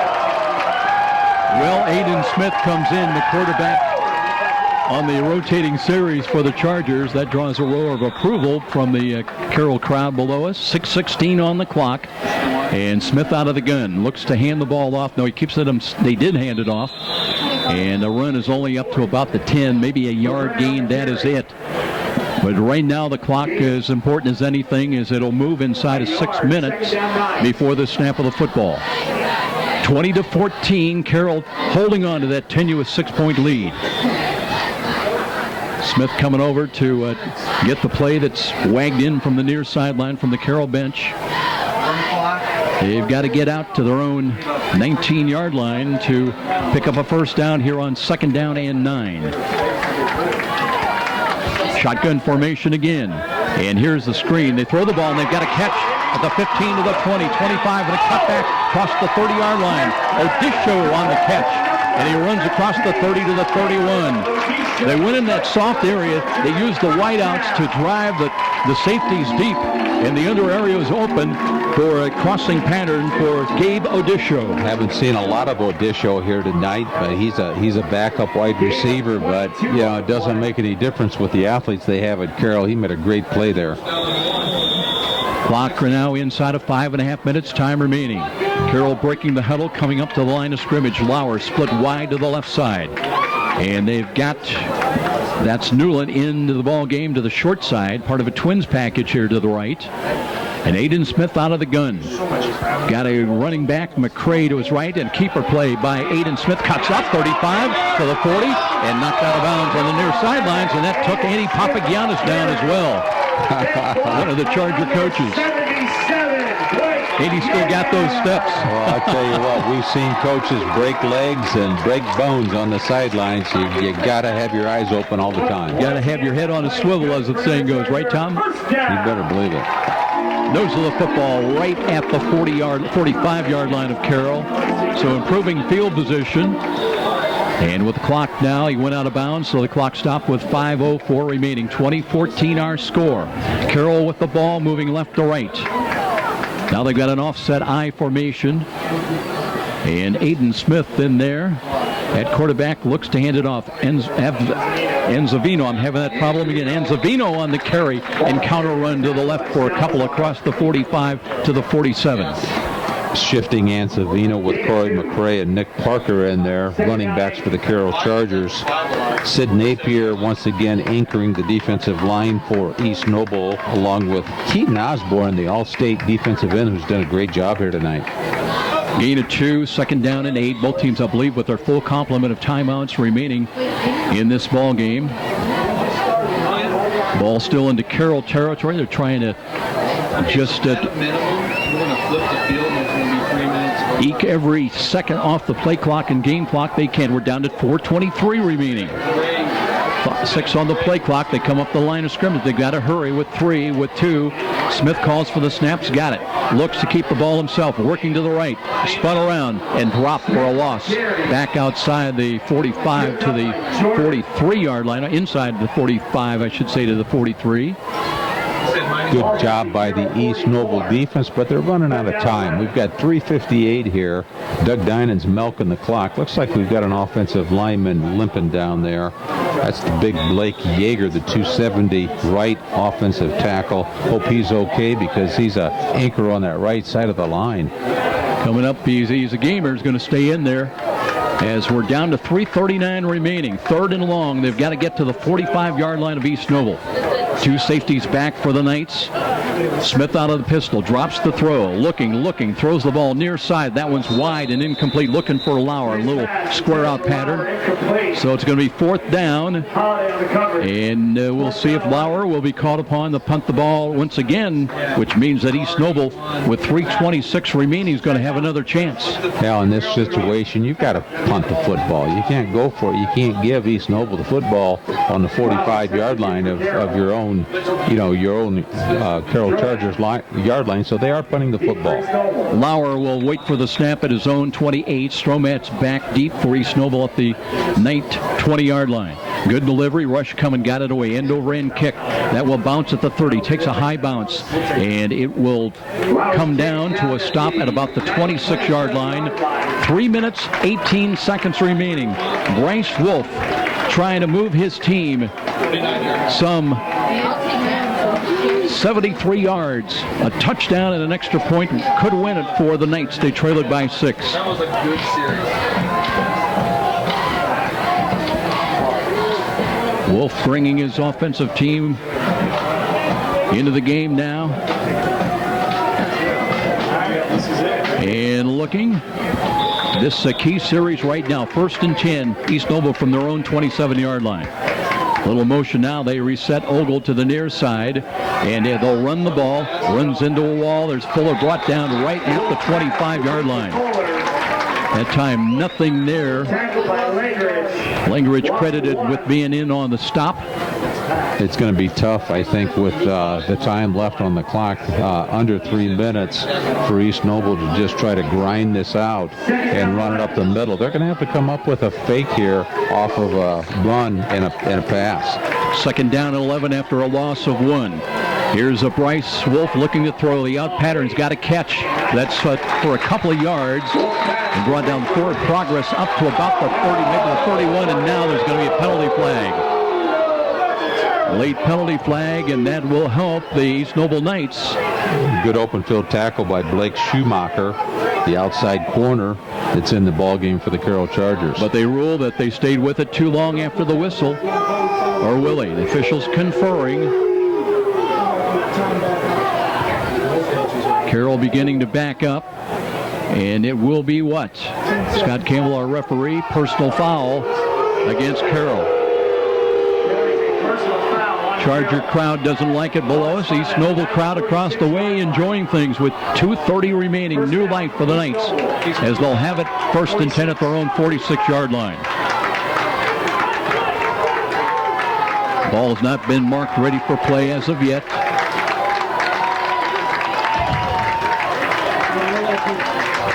.230 on the clock. And still they've not marked the ball ready for play. I'm not sure what this is about. Well, I believe one of the officials talking to Doug Dinan and requested an explanation of what that penalty was all about. So now we're ready. And play clock does start right now. Wolf ready to take the snap from the get-go. Motion behind the line of scrimmage from left to right. And that was Jake Torrey. Now reverses back. So with 15 on the play clock. Clock is moving. Game clock down to 2:25 to play. Ogle now in motion. Sets up on the right wing. And here's Wolf looking to throw the fade down. And that's way too far. Incomplete. That'll stop the clock with 2:15 on the clock remaining. Similar to that last long play that Bryce Wolf had. He's just not getting his receiver downfield. Trying to hit Torrey on the fly pattern down there on the right sidelines, but he let it fly and let him a little bit too far. Second down and 10. Wolf again with Fuller. Lined up, offset behind him to the left. Are they going to go with a double pass? No, they throw in the slot. They've got a catch that's short of the first down into Carroll territory. It was, again, Torrey on the receiving end at the Carroll 48-yard line is where they spot the ball. Clock moving inside of 2 minutes now, remaining in the ball game. It'll be 3rd down and 4, getting to that critical point of the contest. Here's Wolf looking, throws to the right. The ball high and incomplete. Looking in the slot for Torrey again. He would have had a first down at the 43, but it sailed over his head. And here we go, Tom. Another key 4th down call. Twice tonight, Carroll has stopped East Noble on 4th down situations. Blake Schumacher, the outside corner, sniffing an interception on that last play. Just didn't quite get it.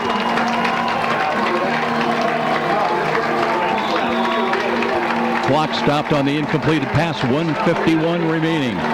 Last gasp for East Noble, perhaps, as they need 4 yards trying to get to the Carroll 44-yard line. Ogle sets up on the left wing. Wolf with the snap, wants to screen the ball. Left side's got the ball and a first down, or do they get it? I believe they're short.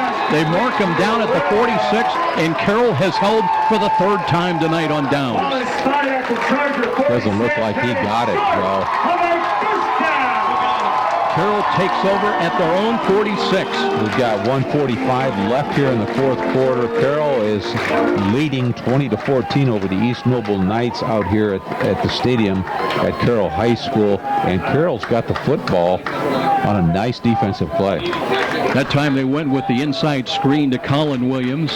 And he was close, Tom, but he had to get across inside the 45 to the 44. Comes up 2 yards short. So the Chargers, with 1:45 remaining, they have the ball back. Still leading it, holding on to a 6-point edge. And Cody Dinan comes back in to quarterback the Chargers. One wide to the near side, that's Newland. And here's the handoff as they'll run the ball. And Zavino looking to bring tacklers up to about the 48, maybe the 49-yard line. Clock clock is running, 1:34. Just a matter now of running down the clock for they have a timeout called by East Noble. Chargers. They'll kill the clock with 1:34 remaining.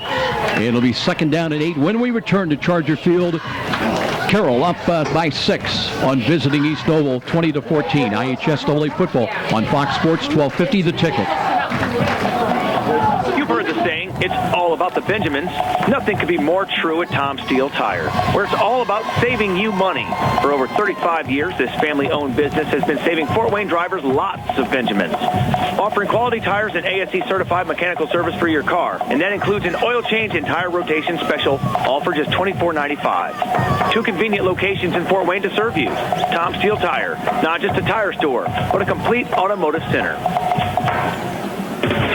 And now, back to the stadium with Joe Parson and more IHSAA football on Fox Sports 1250, The Ticket. Glad you could join us on a beautiful night for high school football right here at Carroll Stadium with Tom Freistarfer, Joe Parson. 2nd down and 6. Minute 37 on the clock, and the Chargers still, a 1st down pickup would be huge for them right now.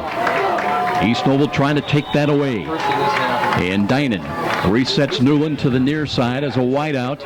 Looking, and he'll hand the ball off. McCray trying to slide to the left, trying to turn the corner, being pursued, and he does. He'll get into East Noble territory, inside the 49, maybe close to the 48. Did step out of bounds, though, and that stops the clock with 1:28 to play. Not over yet. No, it's not. We've seen stranger things happen here. We've got East Noble down by 6 points, but there's 1:28 left on the clock. It's just a matter of milking that clock out. And if he can't do it, get a good punt and pin East Noble down, and it would take a Hail Mary pass for East Noble to get out of this, but could have an interception, could have a fumble. Just don't know what's going to happen. Looks like we are going to have a timeout called by the Knights. If that is a timeout, it would be their 2nd. They've got 1 remaining, and it'll be 3rd down and a long 4 when we return to Carroll Stadium. This is IHSAA football on Fox Sports 1250. The Ticket. The market goes up, the market goes down. And if you're a typical investor, you may be playing games, trying to guess correctly. When to buy, when to sell. It can be expensive and exhausting. Well, what if there was a local company with tons of investment experience to help you take some of the guesswork and worry out of investing? The name is Steeple, specializing in individual portfolio management. Steeple can help reduce the risk and worry of investing, building you a portfolio of quality, performing stocks and bonds. Give Steeple a call at 260-459-3989. And now, back to the stadium with Joe Parson and more IHSAA football on Fox Sports 1250, The Ticket. 3rd down and 4. Low snap. That's picked up by Connor, and he's going to be wrapped up and dropped a big loss back around the 40-yard line. Low snap, and he really never could get going forward, so the loss takes the clock down to 1:24. And if that's East Noble's 3rd, that is their final timeout. And it'll be Lauer in to punt the ball away, and East Noble's Tom still hanging on life support. Still has a chance here. Carroll's going to kick the football. The ball's resting on the 42-yard line of the Carroll Chargers. If they can kick it off, they're going to have to punt it here. See if they can pin East Noble down, but if East Noble gets a good run and they get it in the hands of Dylan Fuller, let's say by chance, anything can happen. Anything can happen. As far as the Knights, they are home next Friday night against Norwell. The Knights lost in their ball game tonight. The Norwell Knights, so it'll be guaranteed win night next Friday night for the Knights. And as far as Chargers, they travel to Decatur. They'll take on always tough Belmont when you play them down south. Here we go now. Lauer will be back at his own 26 to punt the ball away. Stromat in punt return backs up to the 19, around the 20-yard line now. 1:24 on the clock. East Noble hoping for a good return, and Carroll hoping that Lauer can boom it away once again. Waiting for the snap. Here it is. Good delivery. And a penalty flag right at the snap of the ball. It was 4th down and 16 at the 41. And let's see, that may go against procedure against the Chargers. So that'll back them up. Interesting, a 2nd came off the clock. Let's see if they put that back to 1:24. 4th and 21 here for the Carroll Chargers. Now that puts Lauer back at his own 21-yard line to kick the ball away. So East Noble should come out with very good field position in this, but no timeouts and 1:23 right now remaining in the game. Carroll's lead is 6. Let's go. Go round. And again, we're waiting and waiting. It's up. It's up there. Run it. Now they put the second back on, 1:24 on the clock. We called it before they did. I saw his name. That guy on the field. So Lauer, the do-over, waiting for the punt again. East Noble with 8 men on the line of scrimmage, trying to set up a return. And here's the snap. Now rush is coming, got the kick away. High, wobbly ball. Stromek comes up and dives for the ball. He maintains control. He took a chance, Tom. Fielded on the stumbling fly upfield and has got it out to the 42-yard line. Well, East Noble came up with a big play on the last couple series ago, which was a double pass. Let's see what they've got up their sleeve here. This is where you have to come out with something that hasn't been seen. Kind of a double jeopardy here for East Noble. They are 58 yards away from a win. They're going to have to put it up in the air. It's at the Knights 42-yard line. 1st and 10, 1:17 on the clock. First downs, the clock will stop. And here's Bryce Wolf trying to make a play. Everybody for Carroll below us on their feet, hoping for another great defensive stand. Will they get it? Now they've got a tight end to the left side. Wolf looking, spins, wants to throw, sets his feet, lows to the right. He's got a catch for a first down into Carroll territory around the 48-yard line. Schumacher came up with a stop, but they'll move the chains, and here's East Noble now with the clock stop and 1:08 remaining. Spotted right at the 48-yard line of the Chargers. Jack Torrey in the game, wide to the left. They have coverage by Jack Givens. Wolf looking to throw, steps up, can run, and will run. Cuts to the 45, to the 40-yard line, runs out of bounds to kill the clock at about the 37-yard line with 57.4 seconds remaining. A lot of real estate there for Wolf to run the ball. Looked like Carroll was in a prevent defense. Everybody was back, and they left the quarterback open. Let's see where they spotted at the 36-yard line, 1st and 10. East Noble not done yet. Carroll crowd, the Neon Nation chanting defense here below us. Wolf out of the pistol. Got a running back lined up. Fuller to his left. And here's Wolf, looks, throws over the middle. He's got a man way too high. Ogle running the post pattern right down the center of the field, but that pass was too high.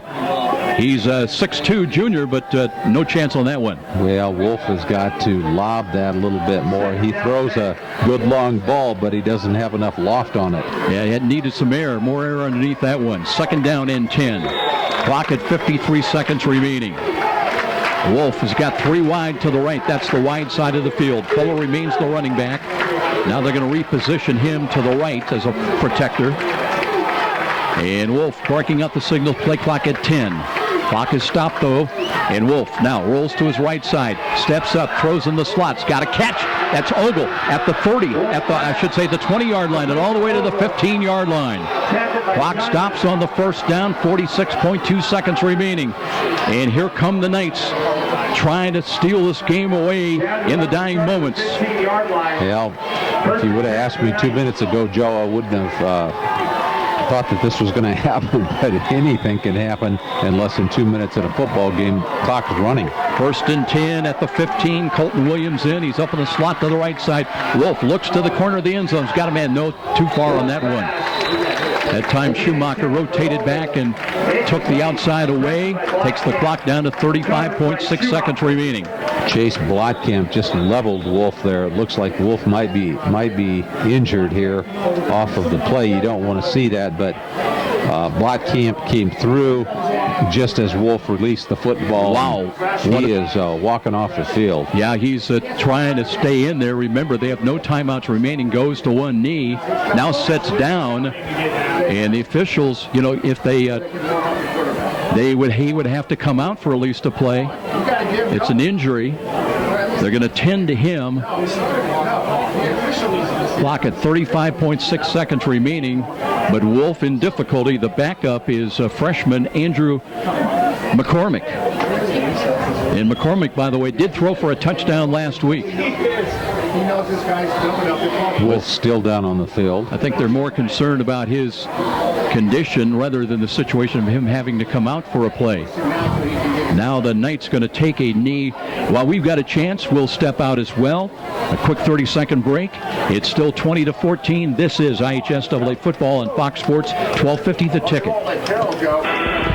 Missed a great high school game recently, or simply want to revisit that game-changing electric play that turned everything all around? Well, now there's a great new opportunity to do just that. Catch all the exciting action of our live radio broadcast simply by visiting SummitCitySports.com after our game broadcast. Plus, many other high school sports highlights to choose from as well. It's all new and available now at SummitCitySports.com. And now, back to the stadium with Joe Parson and more IHSAA football on Fox Sports 1250. The Ticket. Bryce Wolf still seated on the turf and now is helped to the field. He's got to come out, though, Tom. And that'll leave Andrew McCormick, I believe, in there to run the team at quarterback for at least one play, one snap. And here comes the freshman out.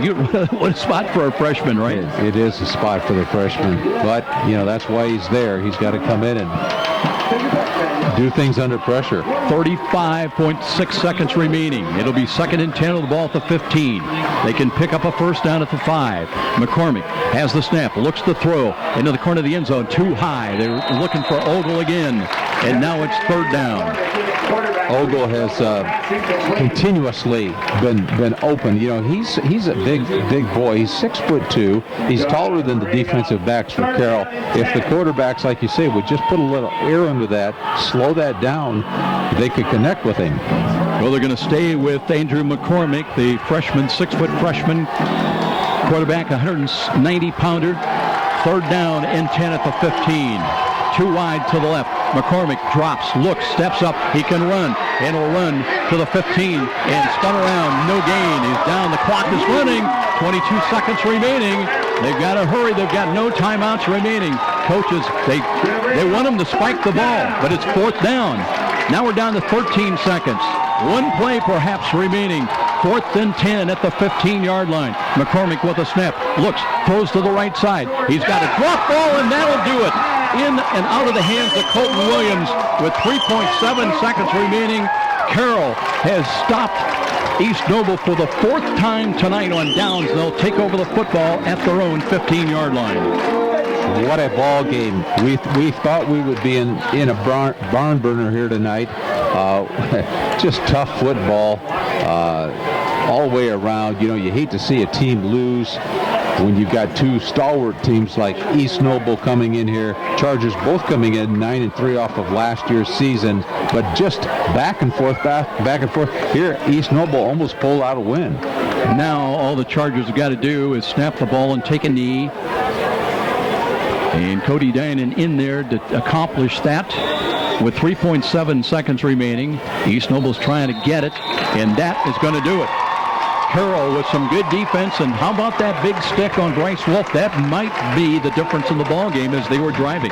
Very, very well could be. Bryce Wolf was running that offense down the field. I think East Noble got the football, Joe, somewhere around midfield, but boy, they were connected on those 10 to 12-yard passes, just the way they wanted to do it, and could have easily scored.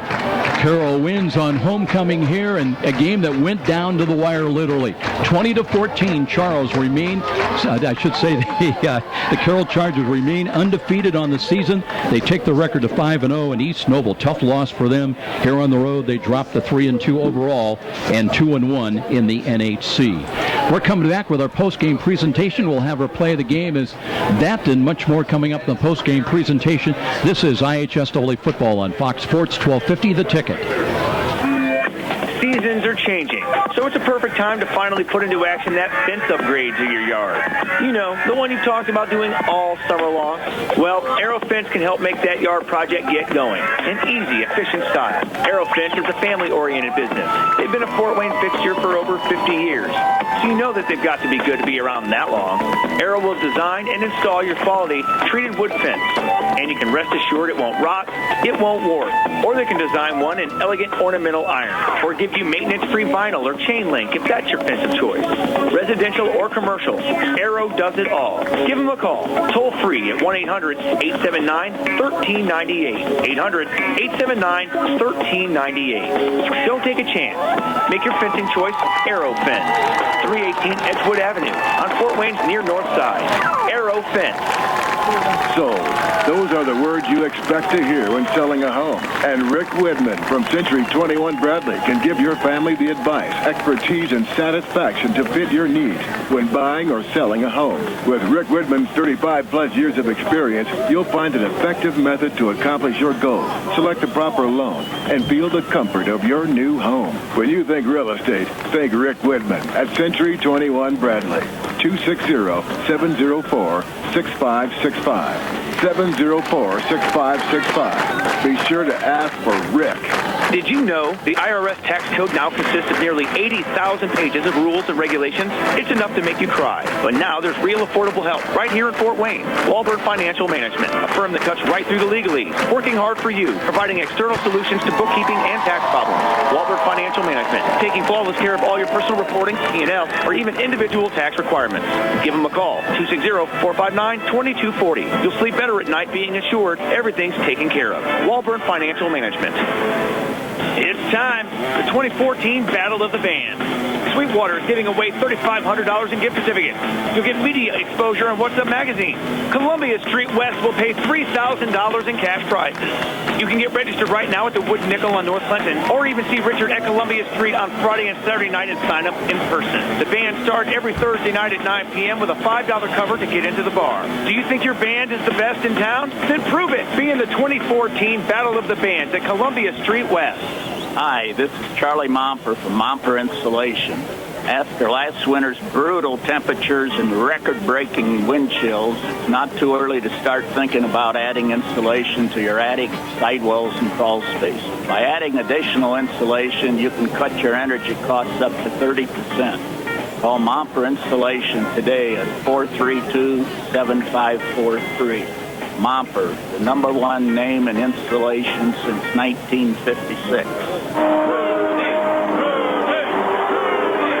A trip to downtown Fort Wayne is not complete without a stop at Rudy's at 409 West Brackenridge. Next time you're headed to the baseball game, make pregame plans to stop in at Rudy's, where you'll find a wide assortment of adult beverages and aromas. But Rudy's is also a premier downtown location for picking up those mouth-watering DeBrand's chocolates. What better way to catch a game at Parkview Field? Make it a date for a stop at Rudy's, right across from the main Parkview Field entrance. You're listening to the high school football game of the week on WGL Fort Wayne, Fox Sports 1250, The Ticket. And now, back to the action with Joe Parsons.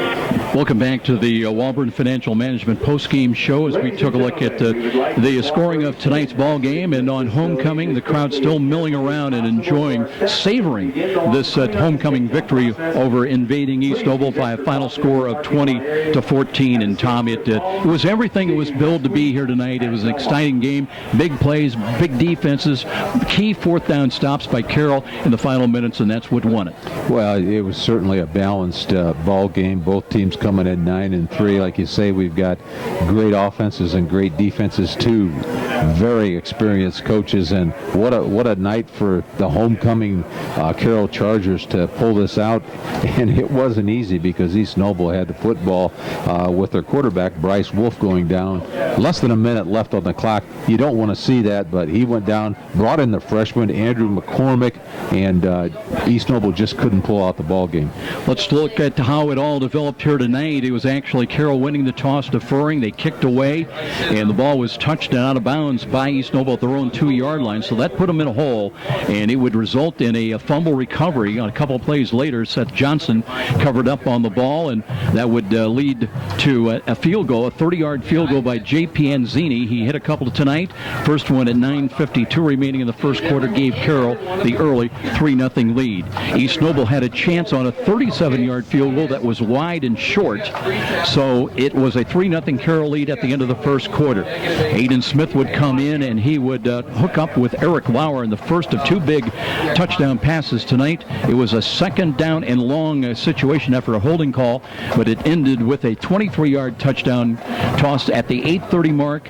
Lauer on the receiving end, Aiden Smith on the quarterbacking arm, and it was a 10-0 lead after Anzini added the extra point. But on a 4th and 1 call, East Noble came up with a big play with 6:31 remaining. They needed a yard, and they would get a straight-ahead run for 29 yards by Dylan Fuller. A straight-ahead run at 6:31. Teeters would add the extra point, 10-7 at that point, with the teams headed to halftime. Big interception, though, by Carroll would give them a chance, and the next play would set up our play of the ball game, as it would be Aiden Smith would come into the ball game and looking to go into the end zone on a corner route run by Eric Lauer. And our play of the game at 9:57 remaining in the third quarter would sound like this.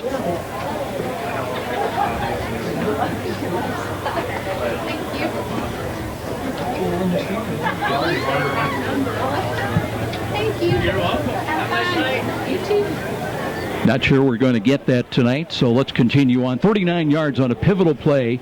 Aiden Smith to Eric Lauer. Perfect position. Threw the fade in the left corner of the end zone. Lauer ran underneath it, and that would make it, after Anzini's extra point, a 17-7 ball game.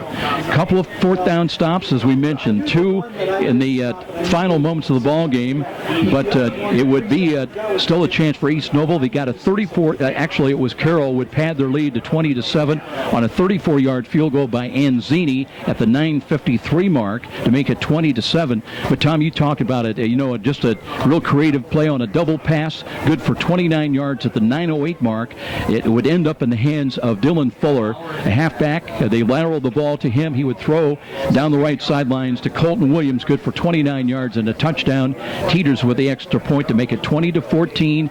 But Carroll down the stretch came up with a pair of fourth down stops, the last one coming as they took over the 15-yard line, and the Chargers win this ball game by 6 here at home. A great ball game here tonight. A great ball game. Yeah, I saw a couple of plays that brought me back to the old coaching days, Joe. That double pass, always had the double pass in my arsenal. Love that play. And the quick kick. You go with a quick kick, you're lining up in a regular formation, and the defensive backs on the opponent's defensive squad, they don't see it, and nobody's back, so it's good for field position. But all in all, it was a great ball game, good balanced attack. Like you say, this is the one where you hate to see one of the ball clubs lose, but a great victory here for the Carroll Chargers here tonight on their own field. Knights head home. They'll take on Norwell next Friday night at home. The Chargers travel down to Decatur. They'll take on Belmont's Braves next Friday night. Our Football on Fox Friday Night Lights feature, and we'll be at Zoller Stadium for the matchup in the SAC between Bishop Luers. They were in a really wild shootout with Wayne last report, but it'll be Bishop Luers on the road taking on the Concordia Cadets. We'll be on the air with pregame at 6:45 and our kickoff at 7. 20-14. Carroll holds on with defense to win it down the stretch, and they remain undefeated now at 5-0, 3-0 in the NHC. East Noble falls to 3-2 overall. They are 2-1 in the conference. That's going to wrap things up here tonight from Carroll. Special thanks to our studio producer. His name was Patrick Plummer. For Tom Freistorfer, I'm Joe Parson. Till next Friday night. So long, everybody. Thanks so very much for listening. I am your typical mom. Christy Newhouse for the Parkview Heart Institute. I'm entrenched in my kids' lives, and I eat a healthy diet, and I'm actually probably the last person you expect to have a major heart event like this happen. One day last year, Christy awoke to deep pain in her chest and jaw that later spread to her arm. I ended up going to Parkview's ER, and they told me I was having a massive heart attack. Teams from Parkview's ER and Heart Institute worked together to save Christy's life. treating the heart attack, restarting her heart after she suffered a cardiac arrest, inserting 2 stents, and equipping her with a wearable defibrillator that was developed in part from clinical research done right here at Parkview. Fantastic, fantastic care. To learn more about Parkview's life-saving cardiac care and research, go to parkview.com. Parkview Heart Institute. Not for profit, all for you. Frank the Buffalo here. With Fios Internet from Frontier, I can be on any device I want, in any room I want, and feel like I'm in the front row. Get the ultimate internet experience with 100% fiber optic. Call 1-888-FRONTIER today to get Fios Internet for $19.99 a month with qualifying phone service and enjoy a 2-year price guarantee, free Wi-Fi router, no contract, and no rate hikes. Front row seats without the crowd. Perfect. Limited time offer. Taxes, fees, and other restrictions apply. Subject to availability. Fios Marks owned by Verizon Trademark Services, LLC, and used under license. You're a super fan who will tailgate anywhere. The pros? Check. College? Check. Your 8-year-old's Pee-wee game? Big time. And to prepare for this ritual, you head to Meijer for freshly prepared food and licensed team apparel. Proudly display allegiance to your favorite team with our licensed short and long sleeve tees, hoodies, hats, and jerseys. Plus, load up on fresh meats, snacks, and drinks. So don't just tailgate. Tail greater at Meijer. Brought to you by Meijer. Meijer is proud to support IHSAA football. I'm Kathy, and I've worked for Midwest America for 10 years. I like to get to know the people that I'm helping or assisting. So to do that, I get to know things about their life that are happening, whether they are going on a cruise and how to save for that cruise, or whether they're going to have another child and what they're going to name those children, because you have to know their personal life in order to really help them meet their financial goals. Midwest America, all together, better. Where do savvy sports fans in the Summit City go when they need to know more than just the score? It's an easy choice. No other media outlet covers the local sports scene like the Journal-Gazette. You get 7 days sideline coverage from the area's most experienced and knowledgeable sports staff. It's a commitment to Fort Wayne that the Journal-Gazette takes very seriously. When you need to know the story behind the story, nobody delivers the goods each morning like the Journal-Gazette. And even when you're on the go, you can still catch up on the latest sports news online at www.journalgazette.net or from your mobile device at www.jgmobile.net. Start your sports day right, every day, 7 days a week with the Journal-Gazette. You've heard the saying, it's all about the Benjamins. Nothing